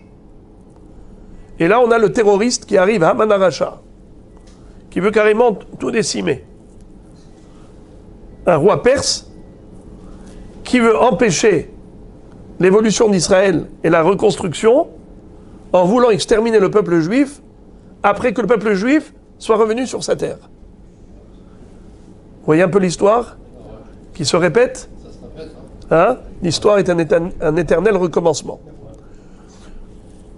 L'ONU a donné le droit à Israël de revenir sur sa terre. C'est Cyrus qui donne le droit de revenir, de reconstruire. Un roi perse, un Haman qui vient et qui dit à Hachvérosh, non, d'abord, on envoie des lettres à Hachvérosh, non, retiens, empêche la reconstruction. Il empêche la reconstruction. Haman, il dit, il faut les tuer. Et il accepte. Et on se retrouve comme ça avec un roi perse qui est prêt et qui envoie un courrier pour Chas v'Shalom exterminer. Mais Venahafochu. Purim, c'est la fête qui nous montre que même au moment où on ne voit pas le bout du tunnel, c'est là qu'arrive la lumière de manière imprévisible. La Yehudim, Haïta ora besimcha, et ça sonne vikar, ken tihye lanu.